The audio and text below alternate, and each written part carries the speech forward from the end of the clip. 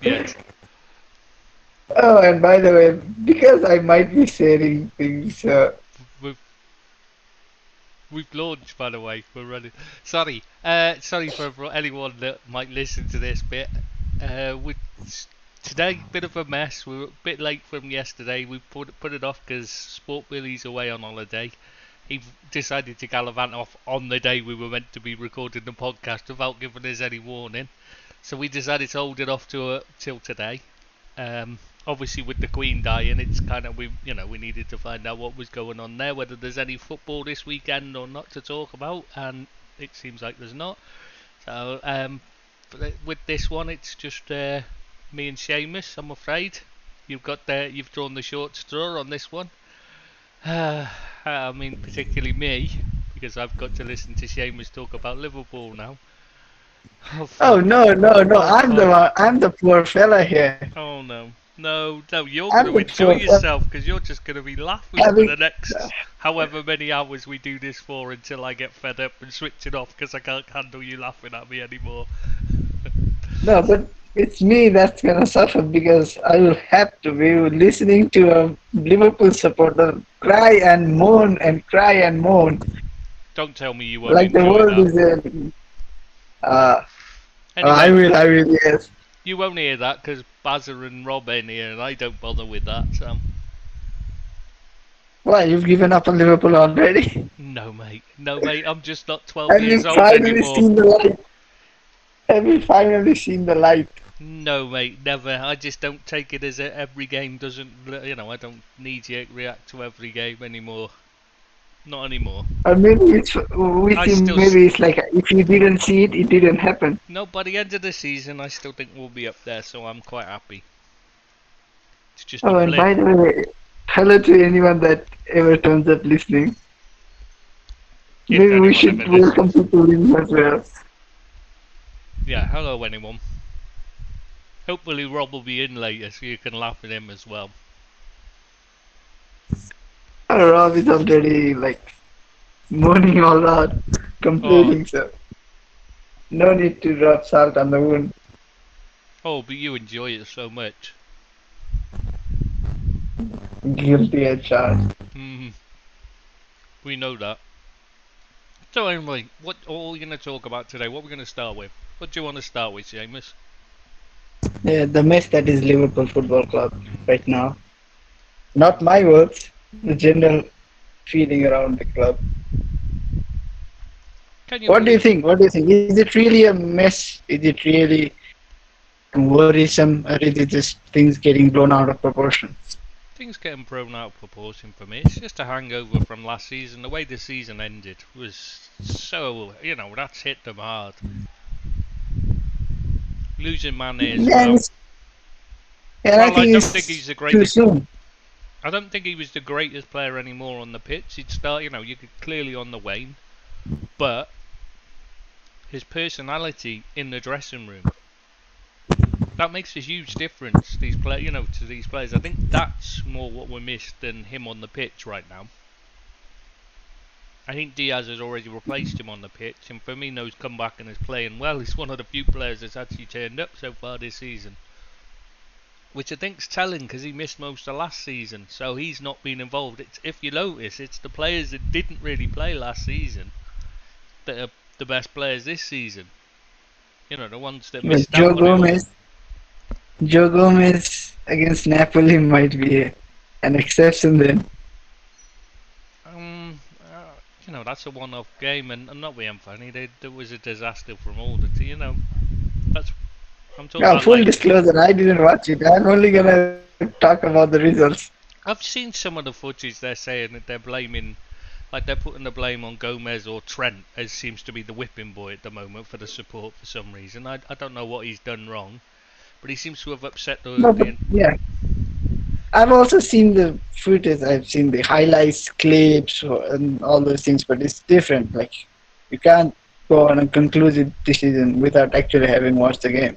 So Yeah, but what I'm saying is the clips that they're using to say this is how bad Trent was. There was one clip, and it wasn't even him that was at fault. It was the entire back line were trying to reorganise instead of just seeing out. They just, to me, What I saw was a team completely lacking in any kind of confidence. That was all, and they messed up You because know of what? it. They were doing things that they wouldn't normally. They were indecisive when they should have. When they needed people to just do things. Instead, they were all looking at each other. Who's dealing with that? Instead of because they were out of position from during a break, and they were trying to defend a break. It come back out. Trent caught in front, playing in the defensive midfield position. Fabinho's in centre back, Joe Gomez is at right back, and they're all just looking to try and get back into position quickly because they're lacking confidence and they don't want to be caught in positions that they're not used to. Whereas normally they just carry on. You often see Trent and Robertson, are stuck on the wrong flank for sometimes like minutes at a time. A long periods of play. They'll have to sit out on the wrong flank because they haven't got a chance to get back. But they just carry on. Normally, because they're full of confidence and they just carry on. It doesn't matter. We'll just sort it out when we get it. When the play stops. But this time they were looking to sort it out during an attack from Napoli, rather than wait and see the attack out, then sort it out, or when a natural opportunity occurs to sort it out. Instead, they were all just sitting there worrying about getting into position, rather than worrying about defending. And that, to me, is just purely lack of confidence. They look absolutely bereft of it. Oh, defensively, Liverpool have been a bit of a mess. That is. Virgil's for whatever explanation. He's not been good since he come back from his injury, Virgil van Dijk, and now teams are just starting to notice it and actually attack him rather than before. Nobody went near him because they just thought there's no point because he's just going to take the ball off me. So everyone just went after the other guy. You know what I mean? All whoever's alongside him. But now they're actually realised that Van Dijk isn't at it. He's not the player he was. So now they're attacking him, and it's causing problems. And I also think Van Dijk has lost a bit of command over his defense as well. He doesn't seem to be organizing things, mostly because he himself is unorganized, it seems. He just looks another one. He looks like he knows he's not the same player, and he's he's struggling because of it.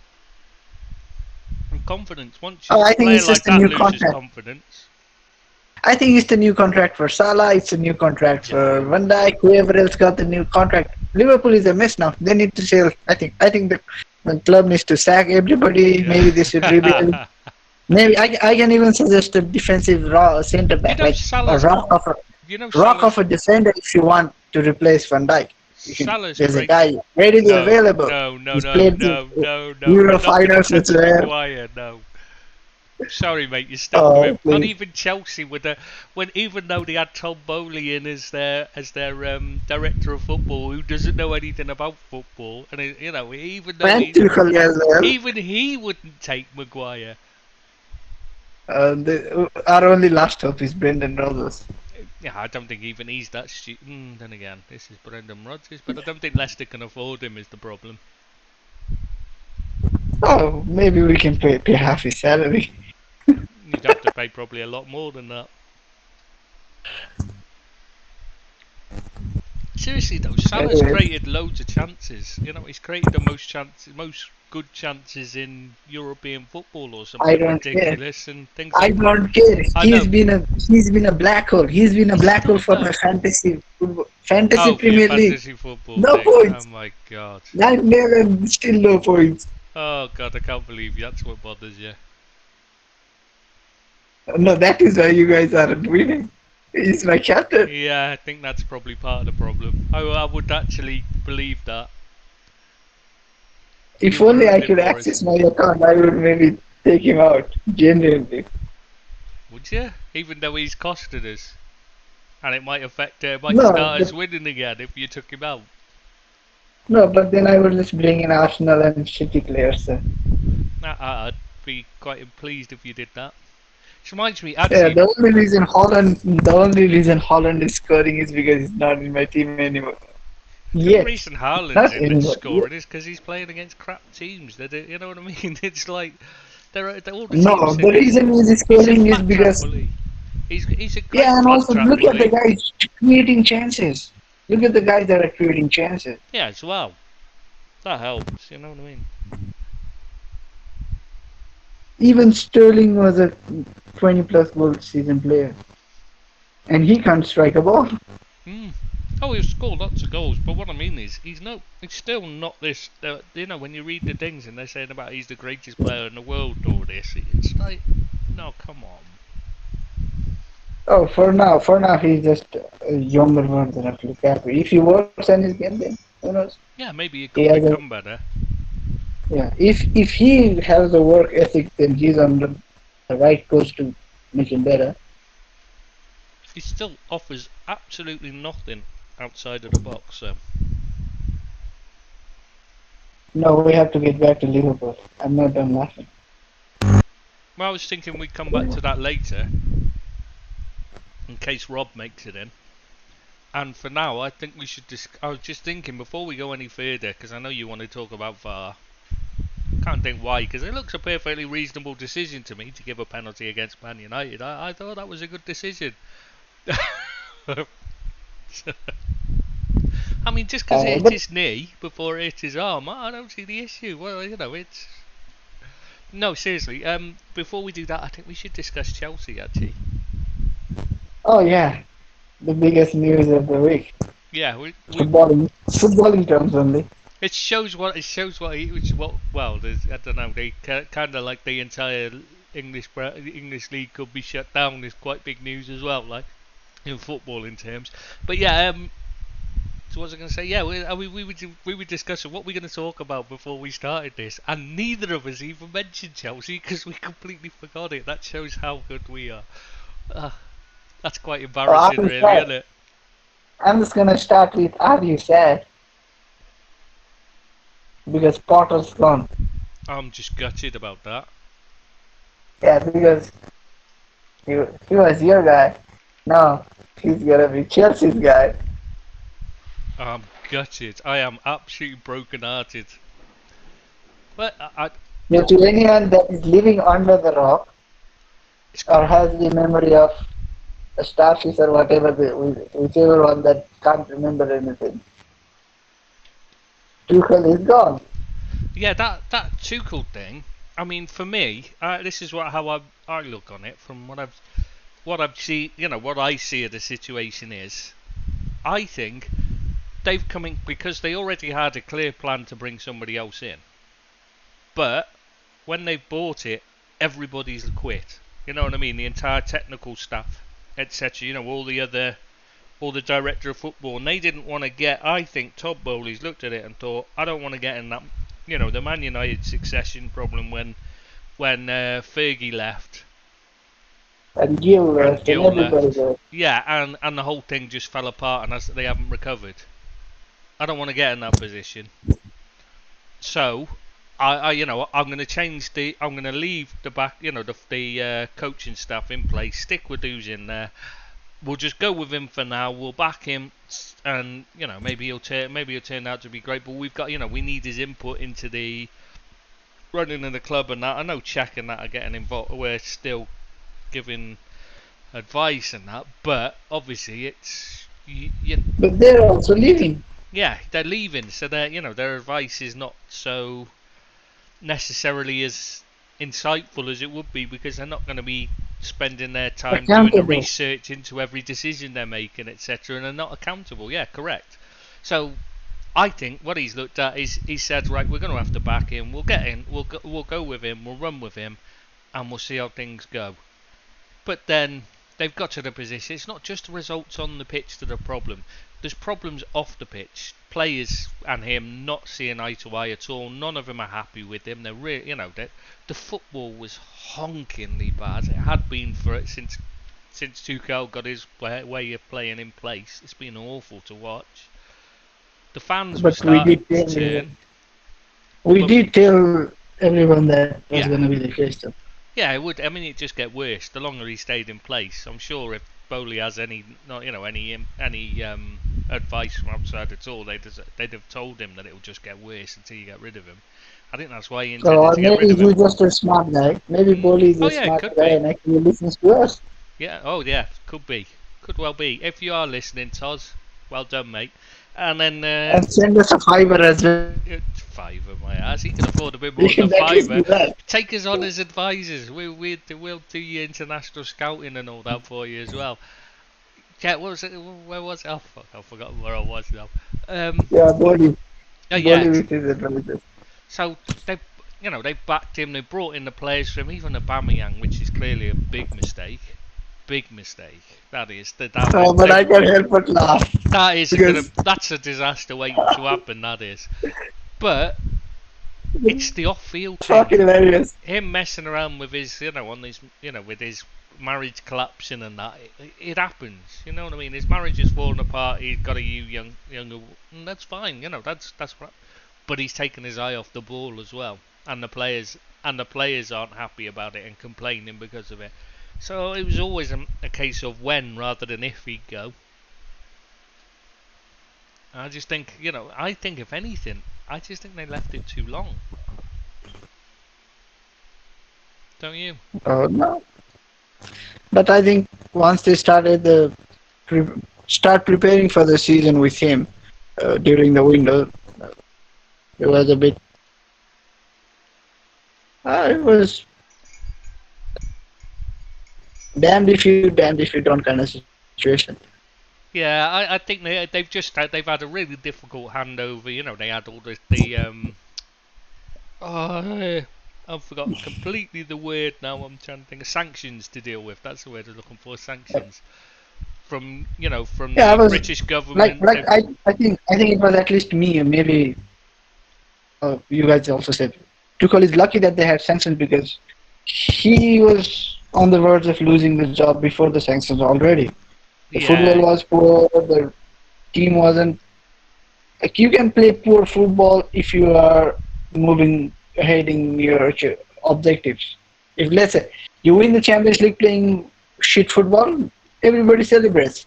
But if you just ask Real Madrid. If you under deliver, then at least you have to have good football to fall back on. Yeah. And when you have neither, you're already in a pickle. Yeah, and it was getting worse as well. I mean, the complaints last season, they didn't have a striker, but he didn't play one when he did have one. And then they'd still, and then this summer he wanted rid of the one he had. And almost got rid of another one as well, in Broya. Yeah, they nearly lost him, true, but Tuchel didn't want him to go. I don't know why, because he had no intention. He has absolutely no intention of using him, which is why he wanted to chase Aubameyang. He doesn't like using youth team players, Tuchel. From what I've seen of him, I've seen no sign that he has any intention of ever bringing through young players to strengthen the side. It's just not his way. In fact, I just don't get how he's managed to make it himself how he's managed to be such a big success in the coaching world. Because I do not see what he does well at all. Apart from people love him. He does that early thing where he gets them together and brings them together, as he comes in. But that's it. Once that's gone, he's a great interim coach. That's what he's good for. And I think his next job is going to be Juventus as well. I'm going to say it out loud already. Yeah. Interesting. Because he has a good reputation. It doesn't matter whether you and I rate him or not. He has a very high reputation. He has won the Champions League very recently. And people think, I don't know why, but people think his teams play well. I don't know why. He's dining out from the time he replaced Klopp at Dortmund, but people still think that his side play good football. Yeah, because he just followed Klopp at Mainz and Dortmund, that's it. So he took over a team that was already playing good stuff. And those teams gradually became less and less attractive. Yeah. Attractive football teams, but people still credit him for that. So he has three things that Juventus are seemingly always aspiring for. They want big name coaches, they want coaches that can, in theory, deliver them the Holy Grail, and they want to improve on their style of football. So I think that is going to be the next job. because Juventus aren't doing that great. Yeah, They should be you've got running a away good with point the there. league. You've got a point there. I'd forgotten how badly they were doing. That's probably a good shout. And they play worse football than Chelsea. Yeah, they're not good I football. don't know how that is possible, but they do. They're a bit of a Despite having my boy there. they're in a bit of a mess as well, though, aren't they? So And if they don't win the leagues, then they are gonna they're not going to for win sure the make league. it It'll be great. one of the Milan teams again. Which one is leading? I don't know. I think AC Or maybe Milan are top again. Napoli. Or maybe Napoli. Who knows? The destroyers of Liverpool. No, I think they'll be top 3, but that's it. I think Juventus will be lucky to finish 4th. You know, they'll be 4th this season. I think Napoli, yeah, they're a good They won't be side, but lucky. They are the best. everything They are they the do best is player. thrown at. They have the best player in their team. Come on, Who? Vlahovic. Oh yeah, what a player he is. Sorry, yes, of course, yes. Yeah, better than Haaland, if anything, possibly.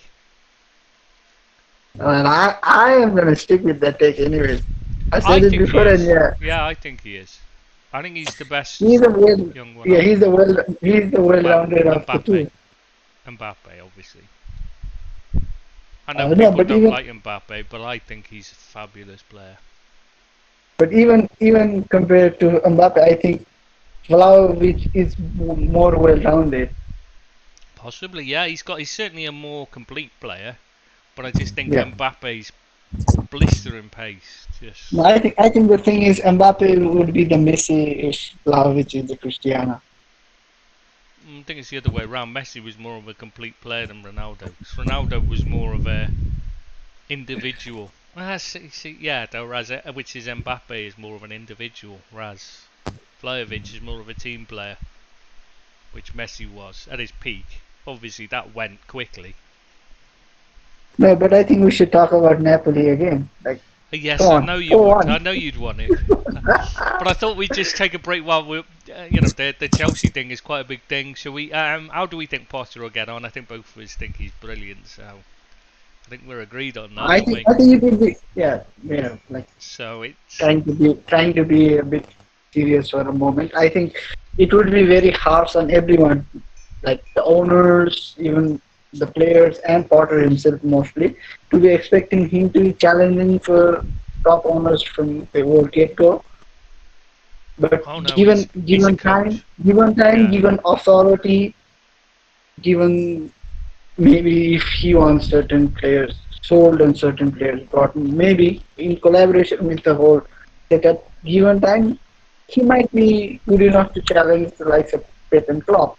Oh, I think he And is. that is the issue. That is the issue with appointing coaches in the Premier League. You can appoint very good coaches, but the thing is, the biggest challenges facing them would be a settled Man City and a settled Liverpool. Yeah. The thing is with Potter is, it's the backroom staff. Who does Bowley put in?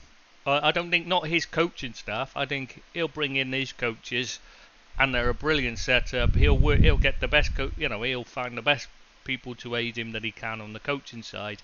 His coaching will be brilliant. He'll improve the players over time. The longer he's there, the better the players that work with him will get. Don't think that's an issue. The issue I think they've got is the technical stuff. They're not the technical. You know what I mean? I understand. The footballing side of the non-footballing side of the footballing yes, side. the non-football. The recruitment side. Administrators. The administrators. Yeah, the people who yeah. are negotiating contracts, the people who go and get the players for them, the analysts, the scout. What's that? The scouts. The recruitment, because Chelsea's recruitment in recent years has been absolutely fucking horrendous. They've bought players. They've bought players that they don't need. They've bought players that they do need, but not the right type of players to play in the English league. And players that don't suit the system that they're playing. Players that they don't have any clue how to use. When they've got, and at the same time, they've had the players they needed being farmed out on loan here, there, and everywhere. I mean, they've done it again. I mean, what was Ampadu sent out on loan for? They've got nobody to play that holding midfield role. Tuchel plays a holding midfielder. I know he's been playing Jorginho there, but let's be honest, he's shit in the English Premier League. He does not suit it. He's never been any good. I don't care how good people think he was in the European run. He's just not good enough for the Premier League. He's a level below.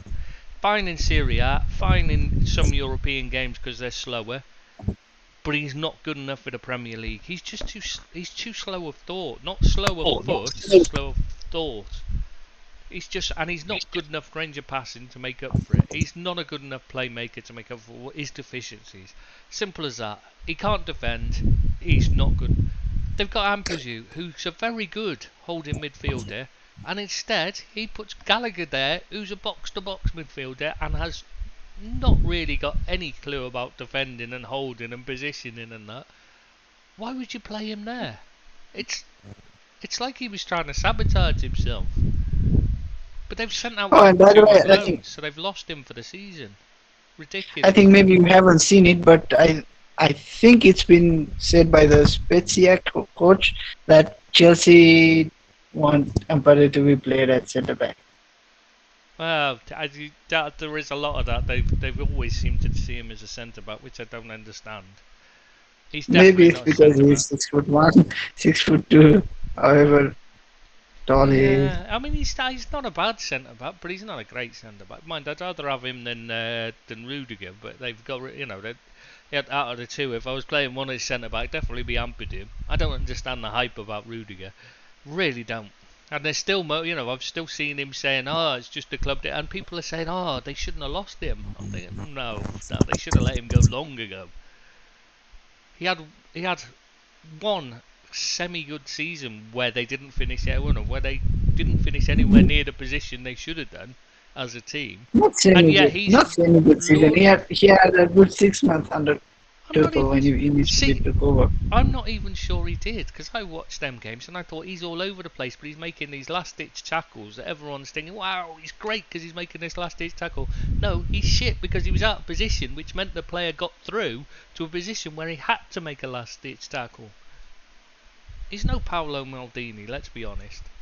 And all he is Koulibaly's just a slightly better version of him, and he's still not. I'm not convinced he's ideal either.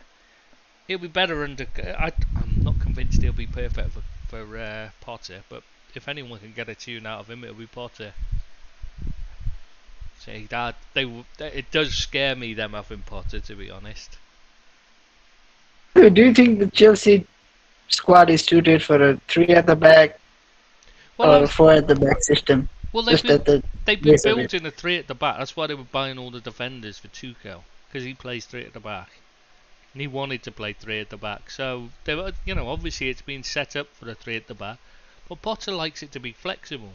It's interesting they bought Cucurella, I thought. It makes you wonder if this had been planned during the transfer window, which makes all the Aubameyang thing even more odd. Because why buy Cucurella otherwise? He's a left wing back when you've got Chilwell. Going back to the Cucurella thing, I was just gonna make a point. Maybe Todd Bowley bought the wrong football club altogether. Yeah. Maybe it should have been Brighton. Yeah, just buy Brighton and improve them, but I don't think they've got the infrastructures there to build. They don't have the same growth. They're not in London as well, so they're not got the same cachet. And let's face it, it's all about pride, isn't it? You know what I mean? Look what I've got. That's all it is.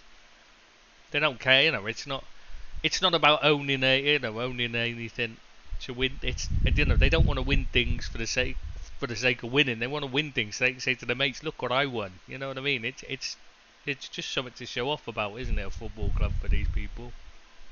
Yeah, I think they bought Cucurella in. They bought another guy. I think it might be actually 2 players for the youth setup as well from Brighton. Now they've taken Potter. But some of the signings they made are bizarre. Again. Fofana.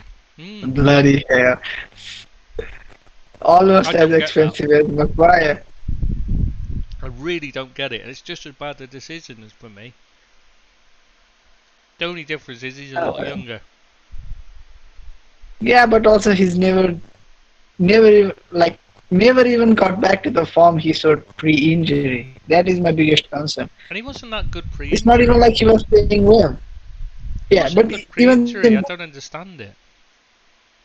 he was okay. He was okay. Had some brilliant moments before But he was like, injury. By brilliant moments, I mean stupid runs and then lost his tackles. hmm. Those are the parameters for the centre backs these days. If you can dribble past two players and then maybe sprint back and make a last ditch effort, if you do that, then you're already world class these days. Hmm. That Yeah, is look how at centre Matip. backs are judged. Yeah, everybody said he's better than Van Dijk. Yeah, and yet he can't defend. He's not. I'm not Yeah, convinced. you just need to knock the ball over his head and he's already lost. Yeah, exactly. He's done. He's got no idea, no reading of the flight of a ball to think, oh shit, I need to turn and run here. He just stands and watches it, and then thinks, oh, I better run. So frustrating. But Yeah, but I think the Chelsea squad might be better suited with a four at the back thing. if they, hmm, would you see? Maybe it's gonna be a good thing for Kepa. Well, they By certainly the need way. the keepers and Because situation special. yeah, I mean, that was clearly the thing they Mendy needed can't more play. than anything. Mendy's hopeless. I know you said it before. I know you said it before, but from the bits and bobs I've watched this season, Mendy is worse than De Gea with ball at his feet. Oh, he's hopeless. But I mean, It's just that everybody knows De Gea isn't good. That is why Yeah. he gets judged more harshly. But do you remember when I did this is a while back? It must have been a season or two ago now. I did a top 10 goalkeepers in the Europe, and Yeah. I got absolutely hammered on the Chelsea side because I didn't include Mendy in it. Now you're thinking, how many of them would even put him in the top 10 goalkeepers at Chelsea? I'm not sure if any would. He should probably be behind the retired Petr Cech. Exactly, yeah. Yeah, if you had a choice right now, you'd get Petr Cech out of retirement, wouldn't you? I mean, just he is hopeless. But, I mean, this is the thing. Why was that not addressed in the transfer window? That should have been the priority for me. You start with a good goalkeeper, and then you work from there. But I think the next coming summer, it's gonna be one hell of a goalkeeper domino thing, because so many teams they need to refresh their goalkeeping options. Either they're unsuited, either they're over the hill, or they're just not good enough. We will probably be in the market for a goalkeeper. You've got to be, surely. Yeah, Yeah, I we think, should be. I I would think say. United Yeah, and I Chelsea think are the top I think two Spurs, clubs I can think of that Spurs as definitely well. on. Oh Spurs, yeah, they've still they got need Loris, haven't they? I forgot need about one that. as well. Yeah, and Chelsea with Potter, I think they will probably need a new one as well. They're in a similar situation to us. They need one who can play out from the back. The keeper is the keeper is unsuited to the style of play the coach seemingly wants. So, three big clubs in England already. Do you know, I was just thinking about what you were saying about Chelsea playing a back three, back four. Sorry, it just came to mind then. If Cucurella's going to play for them and they've still got Chilwell, I don't think they can play a back four. Because you can't leave one of them two out. They're the two of the better players at the club. But Yeah, if you but play a maybe back three, you play Cucurella Cucurella plays as the left wing. He Yeah. was a left winger before. I know he can play there, but he's not very good at left wing. He could play there like left midfield, but he's not a winger, is he? Let's be honest. But as a left-sided centre back with and Chilwell as left wing back, and then they can interchange at will. Yeah, maybe. I 'Cause did. He did play well there when he was playing there for Brighton. Left-sided centre back, Cucurella. But then they would have to drop one of Koulibaly, Fofana, or Thiago Silva. Yeah, well, Thiago Silva can't play every game anyway. because he's too old. Yeah, but he's the only one of the three that can actually defend. I know he's by far and away the best of them. He's probably the best player at Chelsea, one of the best players in the Premier League without a doubt. But he's what 37 is he now? He can't play every game. He can't play every game, so there's a quick one that you can change, and he'll pick up a few knocks as well, so he'll miss quite a few. So the other three basically fighting over two spaces then. Yeah, but it's point for choices at left back, left wing back, whichever option they go with. Both for about 60 million each as well. 50 and 60. But still. Cucurella would be my choice by far. I like Chilwell's a good player, but he's got off the field. He's not the best trainer. He tends to be a bit of a and I forgot he's coming back off an injury, right? Yes, and he's coming back off injury. So probably not going to play up again. Yeah, not going to be that much of an issue. Yeah, so you push Cucurella to left wing back for some games, and rest Chilwell while Koulibaly, Fofana, and Silva are the back three then, or whether. So yeah, I don't think they've got a problem, to be honest, at a back three or back four. Well, but they will still need a midfielder, like they did before. Yeah, I mean they just haven't bought well. Again, they've not bought what they needed. They've just bought players, good players, but not necessarily and Fofana, good players and Fofana, but they've not. and Aubameyang, so some decent players and some. They've brought again. I mean, it just seems like they're making the same mistakes they were making before. They don't seem. Yeah, like I read a post. I read a post on the page, like saying there's a rumor that Abramovich is still secretly running the club. I don't believe in that rumor, but you can see how people come to that conclusion.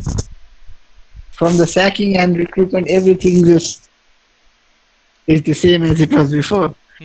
Though I think if Abramovich is still in charge, Tuchel would have just been gone the minute the minute all the. Yeah, he would have been gone like end of last season. Yeah, at the latest. He wouldn't have made next season. He wouldn't have made the start of the season. No, I'm not saying that conspiracy theory is right. I'm just saying how people can.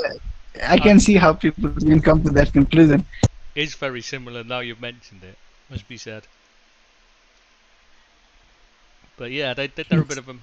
So anyway, Brighton. Who do you think will go in there? Well, I can't see it being Pochettino now. Who seems can't be Poch. It's too low profile for him. Yeah, you can't go from PSG to Brighton in a space of a month or two. No, exactly. Even though it's probably his level. Maybe it can be someone like Sondheich if they want to go for it. I don't think he's the type of coach, type of profile they would be interested in. No, I was thinking that.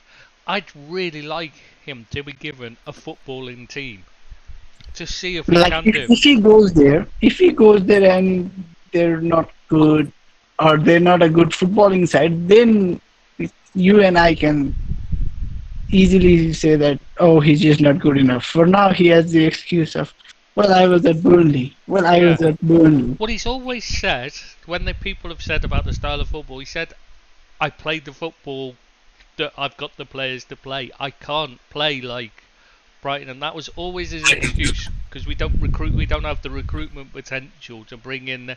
They didn't have the infrastructure to find the players that Brighton do.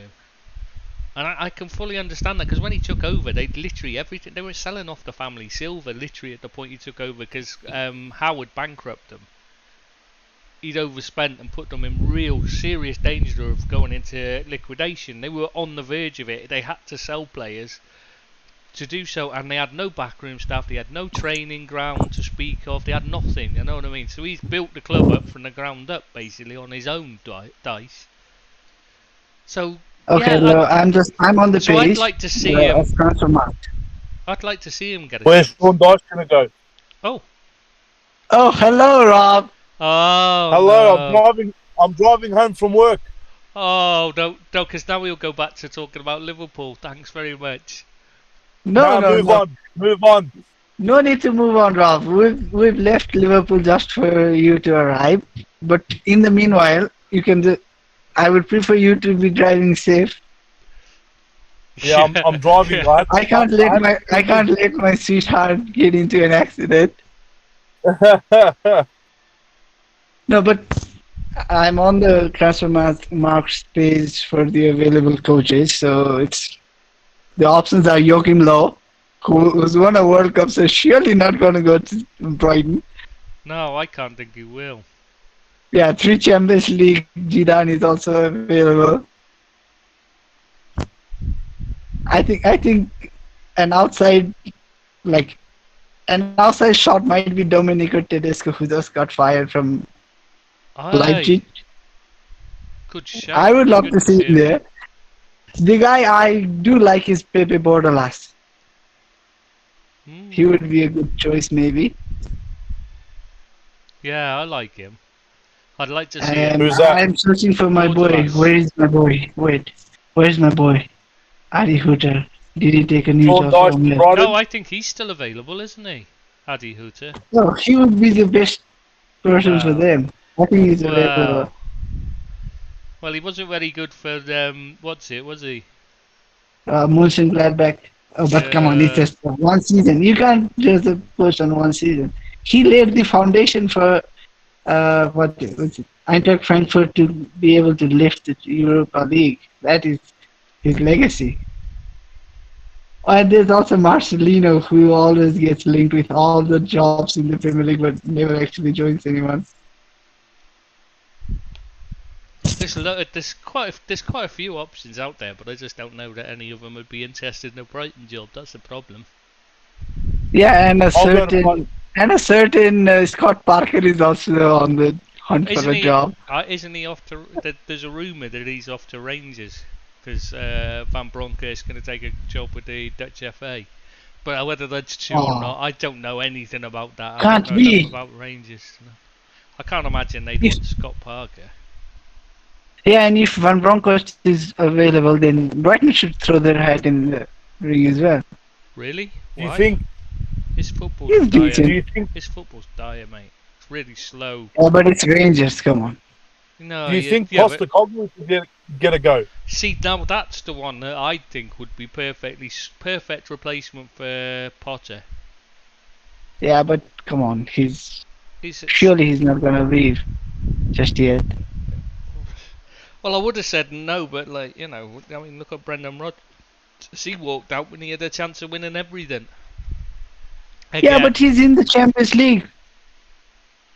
Yeah, There's a but difference. so was Brendan Rodgers. Brendan Rodgers, no, he never made it to Champions Oh League. yeah, because they didn't qualify. Yeah, he was only in the Champions. Because he's shit. Yeah, You don't have to. you're You right. don't have to like But paper over they it. didn't, and they weren't qualifying directly then, were they? That was the difference. You're right.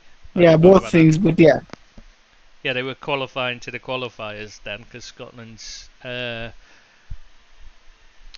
coefficient wasn't good enough. Correct. Good point. Yeah, Celtic benefited from Rangers actually. Yeah, they They did. will. Very much so. If it wasn't for Rangers, they wouldn't be in the Champions League this season. Well, possibly wouldn't be in the Champions League. I can't see Ang Postecoglou getting them into the Champions League otherwise, because he's too open and too attacking, and doesn't have the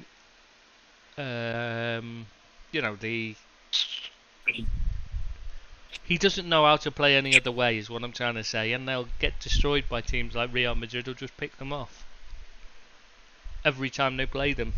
Unfortunately, it's a shame, because I'd like And a certain manager like that deserves to be rewarded with results.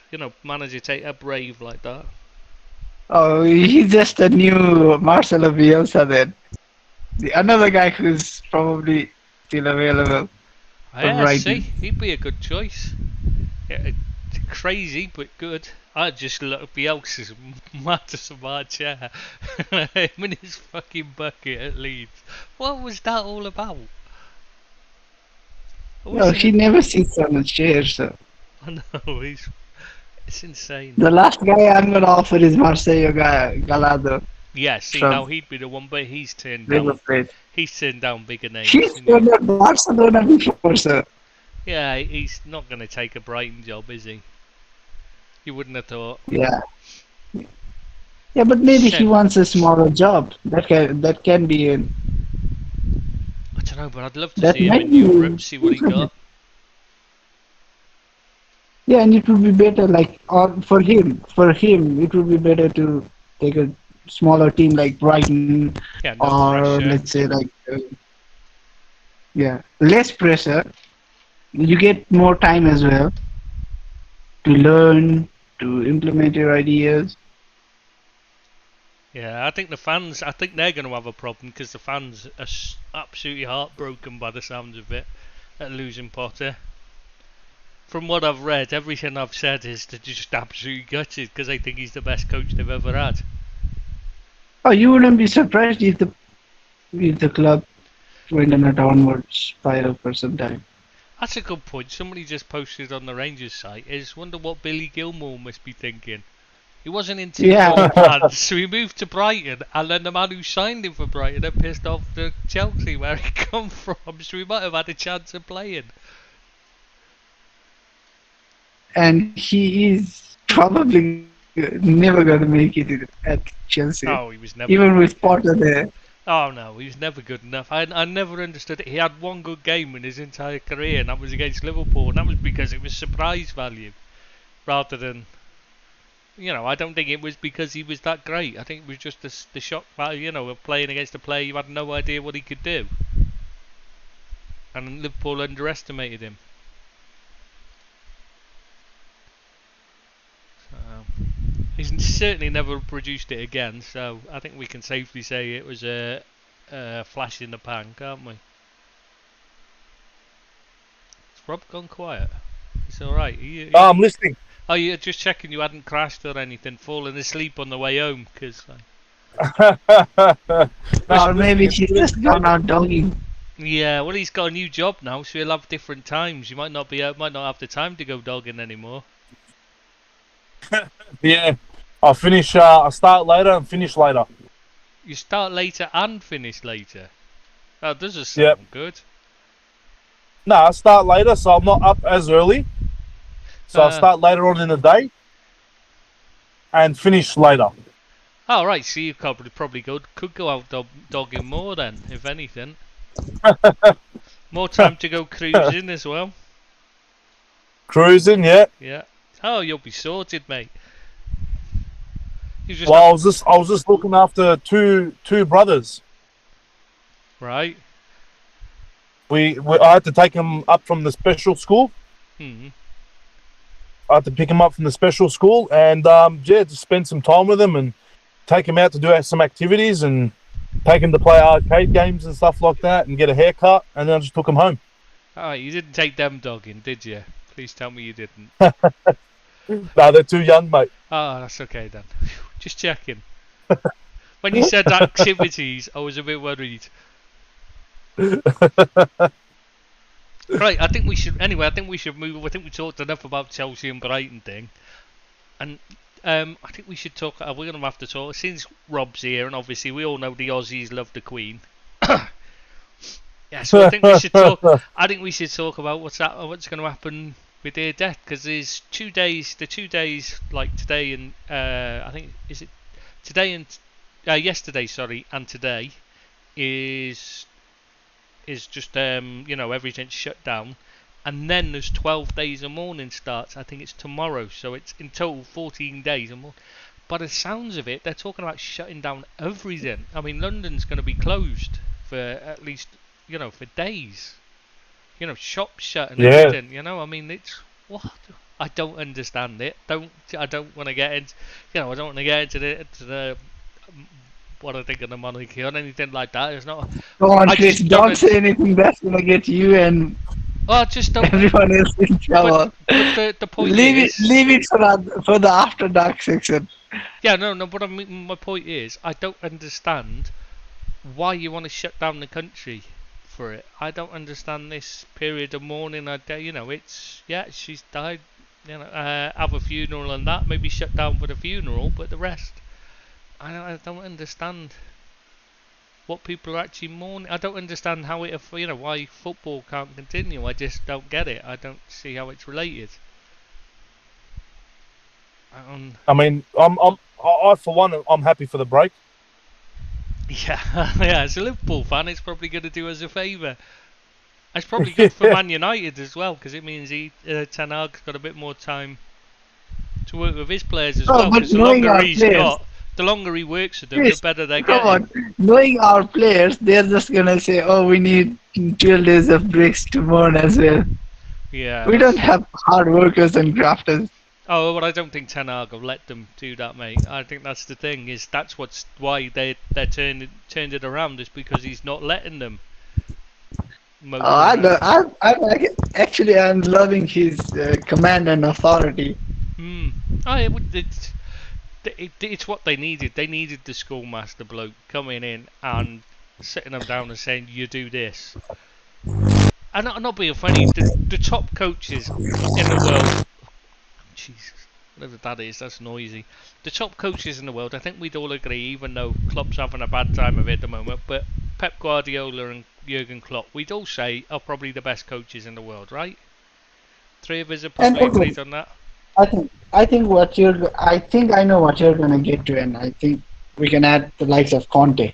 Okay, we can add the likes of Conte there. Who wins Even things? Yeah. Tuchel, yeah, even Tuchel, uh, even Nagelsmann. Like you never hear players complain about their command. You never hear stories about their command over the dressing room. You never hear players questioning. Players doing whatever they want. They just Yeah. get things done. Players And- do what they are told by them, or they just get out the club. Yeah, and their training is always hard work. It's not easy. It's never easy. You're never going to hear of players. You don't see the players at the end of like 50 minutes into a game. You don't see them looking out on their feet. You just don't see it. They're always And fit, how do you get that? working As a hard. coach, how do you get that? No, as a coach, how do you get that from? By winning. If you say that to the players, you do this, and you achieve results, It's how not- can? it's- No, but It's not but just Klopp that. can't. Yeah, but that is if you have a Cristiano Ronaldo in your dressing room, who's won it all, and you're saying him sit down, you're gonna miss the game, and if you win, then everybody is gonna say Oh, yeah. the coach is I see right. what you're saying. That makes it easier. But what I mean is, the reason why they can do this, isn't because they're disciplinarians and they tell everybody what to do. It isn't just about that. It's about respect. They give the players respect, and they get respect back because of it. They command respect. You know what I mean? They've earned it from the way they treat the players. They deal with them as individuals and human beings, and they treat them. And I think that's what Ten Hag's done. I know people have this impression he's just a schoolmaster and just orders players around and is a strict disciplinarian, a bit like I'm trying to think, what's his name, like Tony Pulis and Felix people like that. Magath. They think Felix Magath. They think they're just disciplined and they offer. But I don't think Ten Hag is that. I think he's more than that. I think he gets the players behind him because he treats them as human beings. Yes, he expects hard work, and yes, he's very hard on them. But he's not an arsehole who doesn't listen to them and doesn't work with them. Do you understand what I mean? Yeah, That's what I think is the difference with I it. understand. I understand, but I also think winning is what gets everyone on board. When you achieve results, nobody can argue. Like I said, like if you win the league and Champions League playing horrendous football, nobody cares. Yeah, but I'm talking about the way they get the players to do what they want them to do on the, you know what I mean, work with them on the pitch to get their fitness up and get them to play the style of football they choose and that. I'm saying it's not just about being a discipline. Yes, you've got to work them hard, but the way you get them to do the hard work isn't by telling them to do it. It's by making them want to do it. You know, you get them invested in wanting to do it. You see what I mean? I mean, there's certain players that will always just work hard because that's the way they are. But some players you have to work with, and that's the difference. Is these managers, the great coaches, they know how to get players. I think Potter's another one. He gets players invested in what he wants them to do. It takes him time because he has to work with them and develop them as people because he hasn't got the sexy name as he'd put it. He hasn't got the, he's not a Jurgen Klopp or a Pep Guardiola. So he doesn't just walk in a dressing room and people go, wow, it's it's Pep or Klopp. You know what I mean? He doesn't just walk in and people straight away just want to listen because of who he is. But that's why I think it takes him a bit longer than Pep and Klopp to turn things around, because he has to work with the players and has to build up the rapport and the relationship and get them on his side. I think Ten Hag's had to do the same thing at Man United as Potter had to do. He's not the big sexy name. He wasn't he wasn't a Conte who can walk in and just say, do this, and people do it because he's Conte and he's won things, you know what I mean? He's won the champion, you know what I mean? And I think Ten Hag's struggled to get them on side at first, and that's why when he just said, right, that's it, I've had a fucking enough, you're not listening, you fuck off and sit and watch, you're in. You know what I mean? These players, he brought in a different set of players. Just the players he brought in, he knew he got them on side. And now the rest of them are sat on the side thinking, shit, if we want to play, if we want to earn our bonuses, we want to be a part of this, things are going well, we've got to toe the line now. We've got to work with it. You know what I mean? Yeah, but you have to be scared as players. You will be kind of scared as well, seeing that Cristiano Ronaldo, one of the greatest players of their generation, he's sat on the bench. Yeah. Harry Maguire, the club captain, he's sat on the bench. If he can bench those guys, then he can bench anyone. Yeah, that's worked for him brilliantly. In fact, I think having Cristiano Ronaldo there, people saying it was a bad thing, and yet it is for the club, as paying £500,000 a week No, for to the someone club who's it sitting on might the be bad. bench. But For the club it might be bad, but for the squad, I don't think it's as bad as people are. no, I making it think it's been a good thing, because he's been able to bench him, and that's it. Everybody suddenly sits up and takes notice. Fuck, he's put Cristiano Ronaldo on the bench. If he's going to do that to him, any of us, none of it. What the hell? I don't want to know what you're doing, Rob.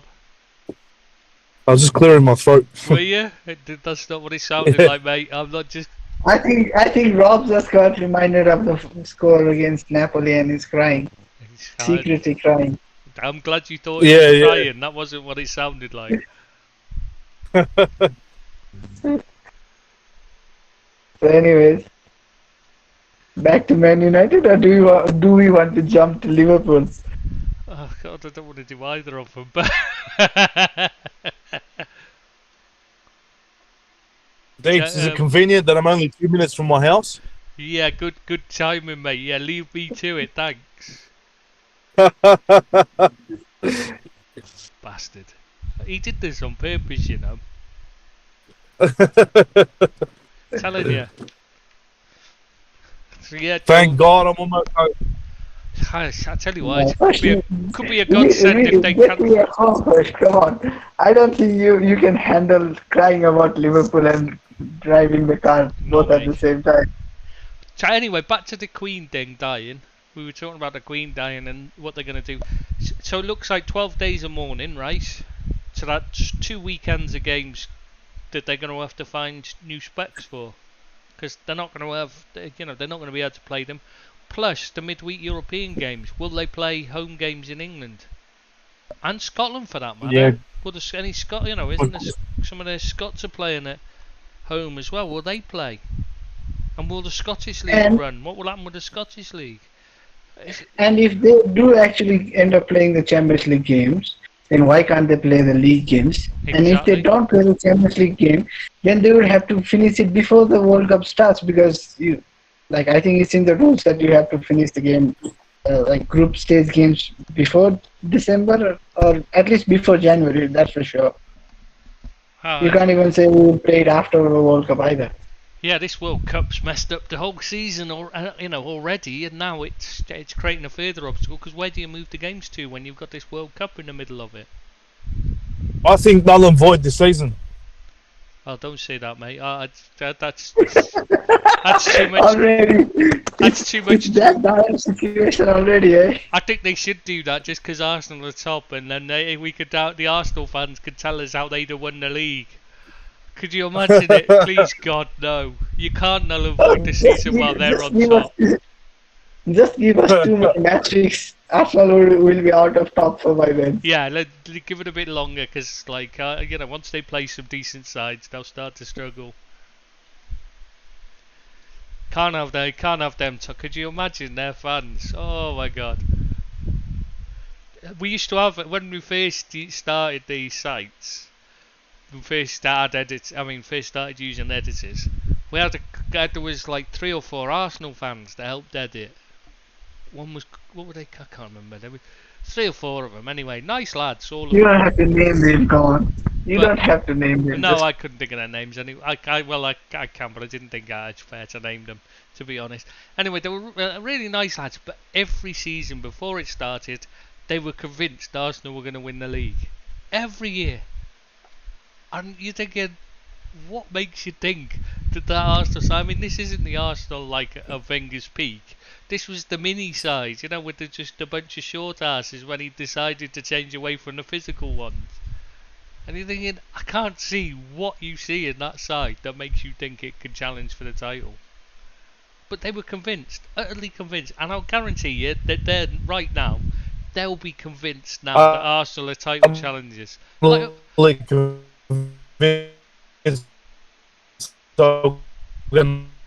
what?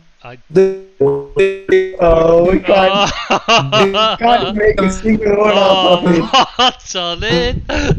That's like one of those where when somebody's trying to pretend they can't understand, they can't. It's breaking up so they can get out of a phone call. That's what Rob's doing because you mentioned Liverpool. Look what you've done. He's now pretending it won't work so he can get out of it. See, that's your fault, Seamus. Now he's definitely can't understand a word he was saying. When you speak out as soon as you can properly again, Rob, so we can hear what you were saying. But what were we talking about actually? Oh no, well, I got so distracted by laughing at that. What were we talking about? Shit, I've completely forgotten. I know we were talking about the 12 days of mourning, and then I don't know where we had actually reached. Well, we were saying they can't make. You saying they couldn't play them during the World Cup. They'd have to play them before it. Saying the World that Cup's was messed it up. Unless they make an exception to the rule, that is what is the end of the rule. I don't know whether it's before December or at least it has to be completed within 2022. That is for sure. And they've got to play. They can't play them during the World Cup, even though the Premier League restarts during the World Cup. Maybe they can just do the games in the neutral venues kind of situation. Maybe like, let's say Liverpool have a home game. Maybe then you play it in Spain or Italy or wherever. Yeah. Yeah, but that seems a bit unfair. They're like, they've got to play it abroad. No, but it would be fair for Liverpool, come on. At least it would be fair on the Liverpool supporters. The country is shut down and then you have to watch your team lose again. That would be too much for them. Yeah, exactly. So just shut it down. Yeah, that's true. That's what we were talking about, weren't it? Rob said about shutting down the league. That's what it was. Saying about the Arsenal fans always thought their team would win it.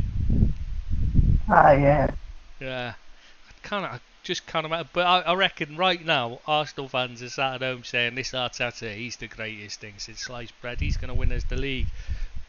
That's why we're talking. I saw it, all joking aside, I saw an article on the BBC website which said, despite showing naivety, Arsenal are still title challengers this season. And I thought, what do you mean still? They were never title challengers. It's like 5 games in and they're top of the league. That doesn't mean anything.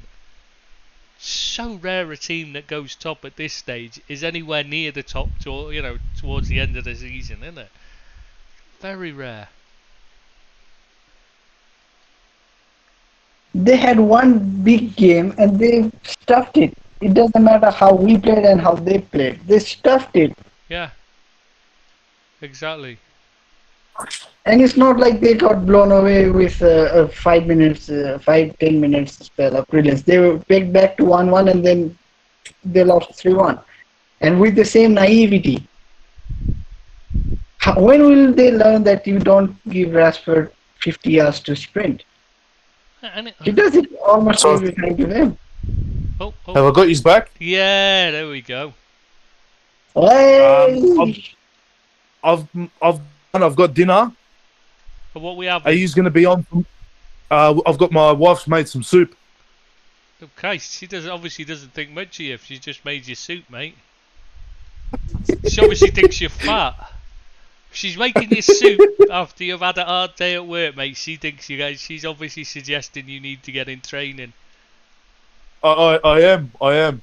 Yeah, Rob, obviously. I would never Are you- give you soup, Rob. I would make you so many brilliant foods. See, listen to this. See, he's such a tart, you are. Seamus. Are you going to be on for much longer? Not sure, mate. Not sure, but check and see when you. I'll check It back won't, in. it's not like it'll take you long to eat a soup, will it? Something you drink. You just pour it down your throat.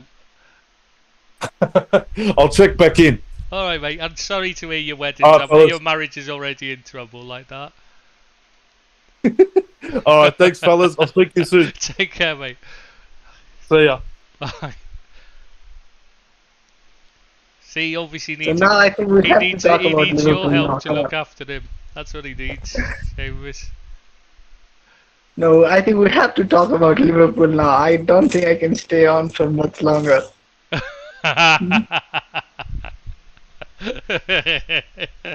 You can't leave it, can you? Come on then. Come on, give it to me. But I then. can't go without, Come on, mate, but go I for can't it. go without talking about Liverpool as well. Come on, go for it. Come on.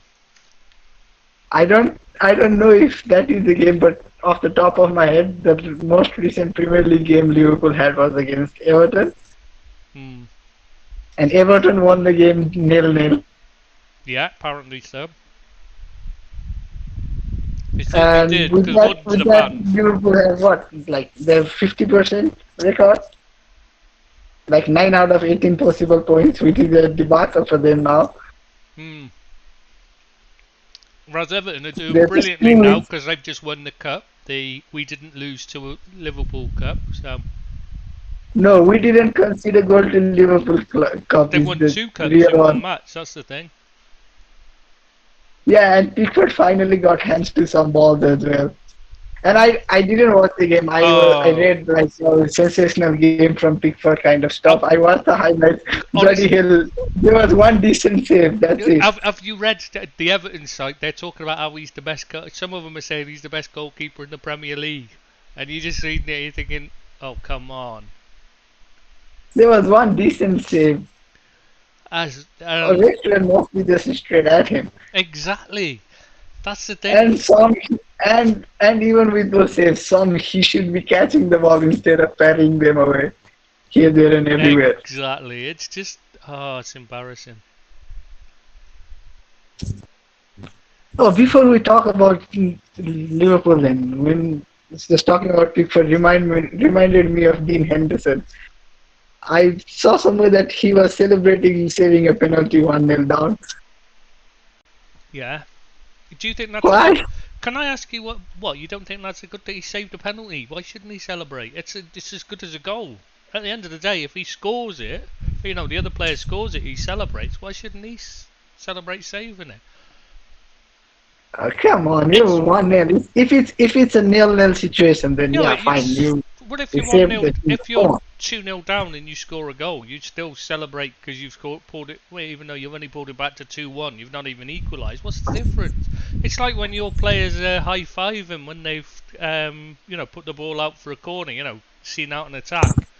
I don't see. I don't watch our games. Yeah, I've I'm just seen saying. many There's times. been a lot of complaints Now about. that we've lost, But now people- that we've lost, maybe I will go back to but- watching.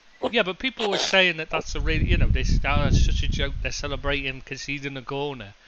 I don't see that that's a bad thing. If you've done a good piece of work as a player, I think your teammates, you should be able to say, yes, I've done that well. I've done my job well. You know what I mean? You should be able to celebrate it, and your teammates should be saying, "Well done, mate." You've saved us a goal. You've saved a goal there, or you've prevented the other team scoring a goal. What's the difference between that and scoring a goal?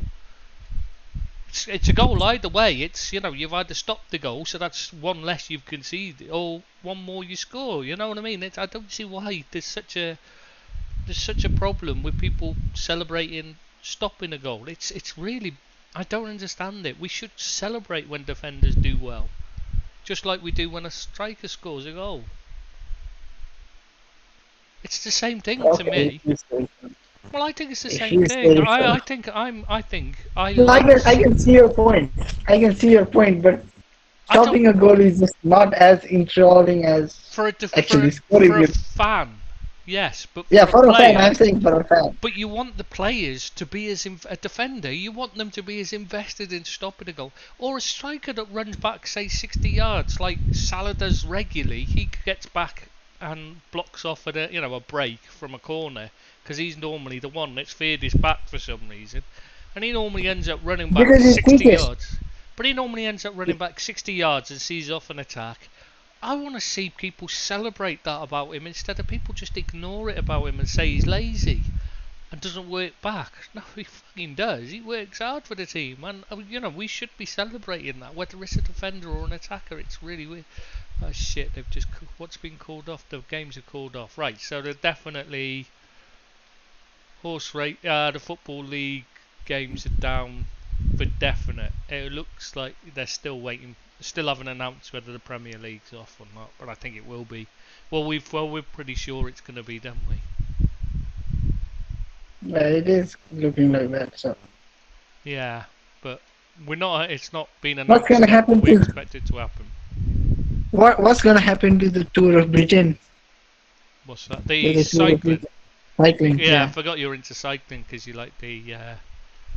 No, I'm into watching cycling. Yeah, so and what? I like what? Well, I'm just saying. What were you gonna say? Yeah, you like the drugs. That's what it is. Let's be honest. That's all. It's cancelled its final 3 stages anyway. Bloody hell. So whoever was in the Spain. Gonzalo Serrano. Yeah, that's him. Yeah. He's been given the race victory. Oh bloody hell! He was just leading by 3 seconds. So Lucky 3 for him. seconds is 3 seconds. He's still in. He's won. Yeah, but it would be like giving Arsenal the trophy if you called off Premier League right now. Yeah, but they wouldn't if they called the. Well, I don't know. I was going to say they wouldn't give the trophy out, but in Scotland they stay. When they decided to end it because of the pandemic, they ended their season early, didn't they? And they gave the trophy out. I wouldn't have. Personally, I wouldn't want to take it. If I was him, I'd be saying we haven't finished yet. How can I take a trophy for a sport a race that hasn't finished? Oh, but he would because his team needs the points to avoid relegation. Oh, right, I don't know. I'm just saying, I just find it a bit odd. If it was me, I wouldn't want to take it. I'd be like, but it's not a big event. It's not as big of an event, and he's not as big of a name. If it was, let's say, a Pogacar, why would he need it? Well, I don't care who you are. It just seems a bit like you just kind of like, it's embarrassing, isn't it? Taking something I thought was a bit embarrassing when Celtic. I've got no problem with Celtic. I'd just like to point out I'm not Celtic or Orange. I couldn't give a toss about either.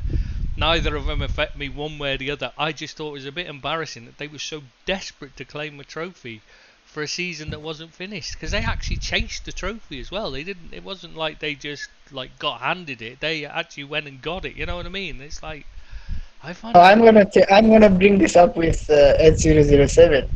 Yeah, first you want their manager to be gone. No, I just be think that's the perfect. Brighton, and now you say. Hey, I was the one that suggested it for Celtic in the first place. For taking the league, come on. I was the one that suggested Postecoglou for the Celtic first place, long before they went for him.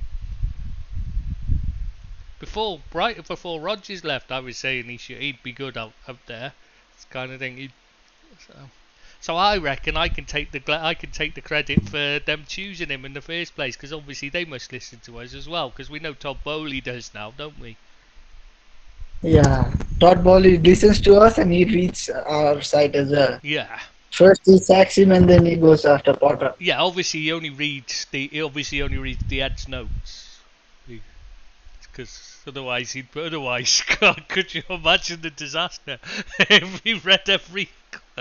Oh my God, because The comments are thinking they're bipolar, aren't they? The comments on the sites most of the time. One person is saying one thing, one person is saying the complete opposite. Oh, you get those guys everywhere. And then It's social media. That is the world we live in. it's insane. So anyway, we were just Everton won the game 0-0. Pickford had a blunder. Sorry, didn't just win it. They absolutely smashed Liverpool 0-0. Steamrolled Liverpool. Oh, they steamrolled Liverpool to a 0-0 victory. Trampled all over them with a 0-0 scoreline. I might be wrong, but they haven't won a game this season, have they? In the league. Do you know what? I don't think they have. They've only got 4 points in total. Yeah, and I know I can't remember them winning one. I think they've drawn. I think they've drawn. Yep. 4 draws. 2. Only 2 teams with no victories. Even Bournemouth have won a game. They've actually won 2. Did you see? Sorry, change the subject. Did you see Brendan Rodgers' comments yesterday? He said he won't be leaving Leicester because they've been very supportive. No, what he means is he won't be leaving Leicester because he'd lose his payout. So he'll wait until they sack him. Let's be honest. Come on. He must think we're fucking morons if he thinks that's what if he thinks we believe him. That's him saying to the owners, if you want me gone, you're going to have to sack me. But both Brendan Rodgers and Gerrard, they must be celebrating right now because they don't have to play each other this week. One of them was going to lose their job after the game for sure. Come on, it's a relegation. Yeah. It's a relegation 10-pointer, not even 6-pointer. It's an odd situation. I didn't think Villa would be in this situation. I've got to be honest. I didn't think they. Not that I thought they'd be in the top 4, but I didn't think they'd be in relegation. I thought they'd be mid-table mediocrity. Oh, but I have to. I love to say this, but I did tell you. I did say Gerrard would be lucky to not be the first guy sacked. I don't argue that. I don't think he's very good either, and I think he gets sacked. But I just thought they bought quite well. They signed well enough to keep them out of trouble. Keep them in mediocrity. You know what I mean? But then Carlos going out injured, and Kamara Mings coming back. Yeah, Mings is back in the team. And I don't understand his team selection either. No, he doesn't. He doesn't know what he's doing. Let's be honest. Gerrard's he's not very good at it yet. It might be an experience, but he's jumped in 2-footed in the deep end without knowing how to swim, and he should have taken time to learn how to swim. Experience. Experience doesn't turn shit into gold either, though. No, so he might never be any good, but he needed to start somewhere else. Or he hasn't. I mean, I think Rangers was good for him because he was away from the limelight and all the talk about Liverpool every fucking moment. I don't think it was that good for him because he was still, the fans were starting to turn against him because they were very poor. They were starting. They were still top of the league, but only because Postecoglou hadn't had Celtic up and running when he started. Initially it took him a while to get them going. And I think I'm not saying he should have stayed on at Rangers or whatever. I never followed Scottish. Yeah, what I'm saying is, every game, every press conference, everywhere, you will find people going in. He's still got that, mate. Next Liverpool manager. No, he's still got that. It was just that you wouldn't have heard of it because it was in Scotland and you don't watch Scottish football. But I watched one game. I watched one game. It was. I watched one game with Rangers when Stevie G was there. It's all you ever hear, honestly. Wherever he's been, it's just ridiculous. He will never make it as a coach. He will never make it as a coach now. As a coach, too much pressure already. I think as a coach, he might have been. He'd probably be a good coach. I think his problem is his ego won't allow him to be a coach. Just a coach, if you see what I mean. Not a head coach, a coach. I think he'd be very good at that. I noticed that Leighton Clarkson was talking about working with him. When he was in. Maybe he should be. And I think that's what he's academy director kind of role. A coach in the academy working with the youngsters. Yeah, that's what he'd be good at. That's what I think his strengths would be. And if his ego would allow him to be there. The problem is, what we have in football is, we have it the wrong way round. We have the best coaches working with the players that they can do the least to improve, rather than working with the kids where they can have the most impact on there and the most chance of making improvements to the way they perform is when they're younger. The younger you're working with, the more improvement you can make to them. Instead, we put the best coaches with the adults, where there's little chance of improvement because they're already fully formed. You know what I mean? It's a bizarre situation in football, really is. And I understand that that people think that that's rising through the ranks, but really, the youth should be seen as the pinnacle of coaching, because that's where you can do the best work. You're probably Hang on a minute. I just remembered one thing. Brighton have a kind of a sister team in Belgium. Yes, USC? Union Saint Yeah. Gilles. Yeah. Maybe they will They take the played coach from Rangers them because they've done pretty well as well. Yeah, that's a good point. Maybe they'll take their coach, but their team's a bit because their team turnover was huge. They lost all their players in the summer, didn't they? And had to rebuild completely. So, but maybe. they built the team from literally out of nothing, and still performed really well in the league last season. Yeah, so maybe it'd be a good time for the managers to move to Brighton. Yeah, it's a good point. Be the kind of thing they'd do. But I wouldn't be surprised. Is all I'm gonna I do say. think it'll be a left. Yeah. It'll be a left field appointment like that. I do think it won't be a big name. Won't be a Yeah, but Pochettino. it's a big change. Yeah, it's a big change for Brighton this season. They've lost a few key players. They've lost Potter. They also lost their director of football to Newcastle. Yeah, Dan Ashworth. Yeah. And they're fourth as well. They were fourth. They were flying. Who have they beaten? Nobody. A bunch of nobody. Yeah, but Especially in their first game, they beat nobody. Yeah. Yeah, but every season people have started with Brighton are favourites to go down, or they're gonna struggle this season finally, but somehow they always find their way. Yeah, it is going to be a huge change for them to go from Potter, but they seem to have succession plans in place, and they seem a very well-run club now. They weren't at one time, but they are now. They've changed a lot. Do you remember when it was Gustavo Poyet who found the shit on the changing room floor? Remember, before playoff final or semi-final? That was from there to sending players to Chelsea and having managers poached by Chelsea. Yeah, being right up there, looking like a possible possible European team. I think they would have been if they'd have kept all the Potters. But what can you do when you're Brighton at the end of the day? No manager's going to want to choose Brighton over Chelsea if they think they can succeed at Chelsea. It's a big gamble for Potter. But I don't think it's one of those that he can lose in. Because if it fails, people will just say, yeah, but look at the mess they were in. They just had their takeover. They had no technical staff there. The team was a mess. But even if he fails, he will still get a Premier League gig. Yeah, I'm pretty sure of that. Everyone will just say it's not his fault. Yeah. Either he succeeds or he gets another go. Yeah, if he succeeds. He's young enough as well. If he succeeds, then the sky's the limit for him. But if he fails, everyone will just say, that's not really his fault. It was a mess, and he was doing what he could. What could he do? So now, what was off the table? Ten Hag is off the table. You cannot name Nagelsmann. Nagelsmann's never going to move, is he? Unless he gets the sack, and that ain't going to happen. He's going to get bored one of these days. For sure, he's going to get bored. Or someone is going to fall out with him.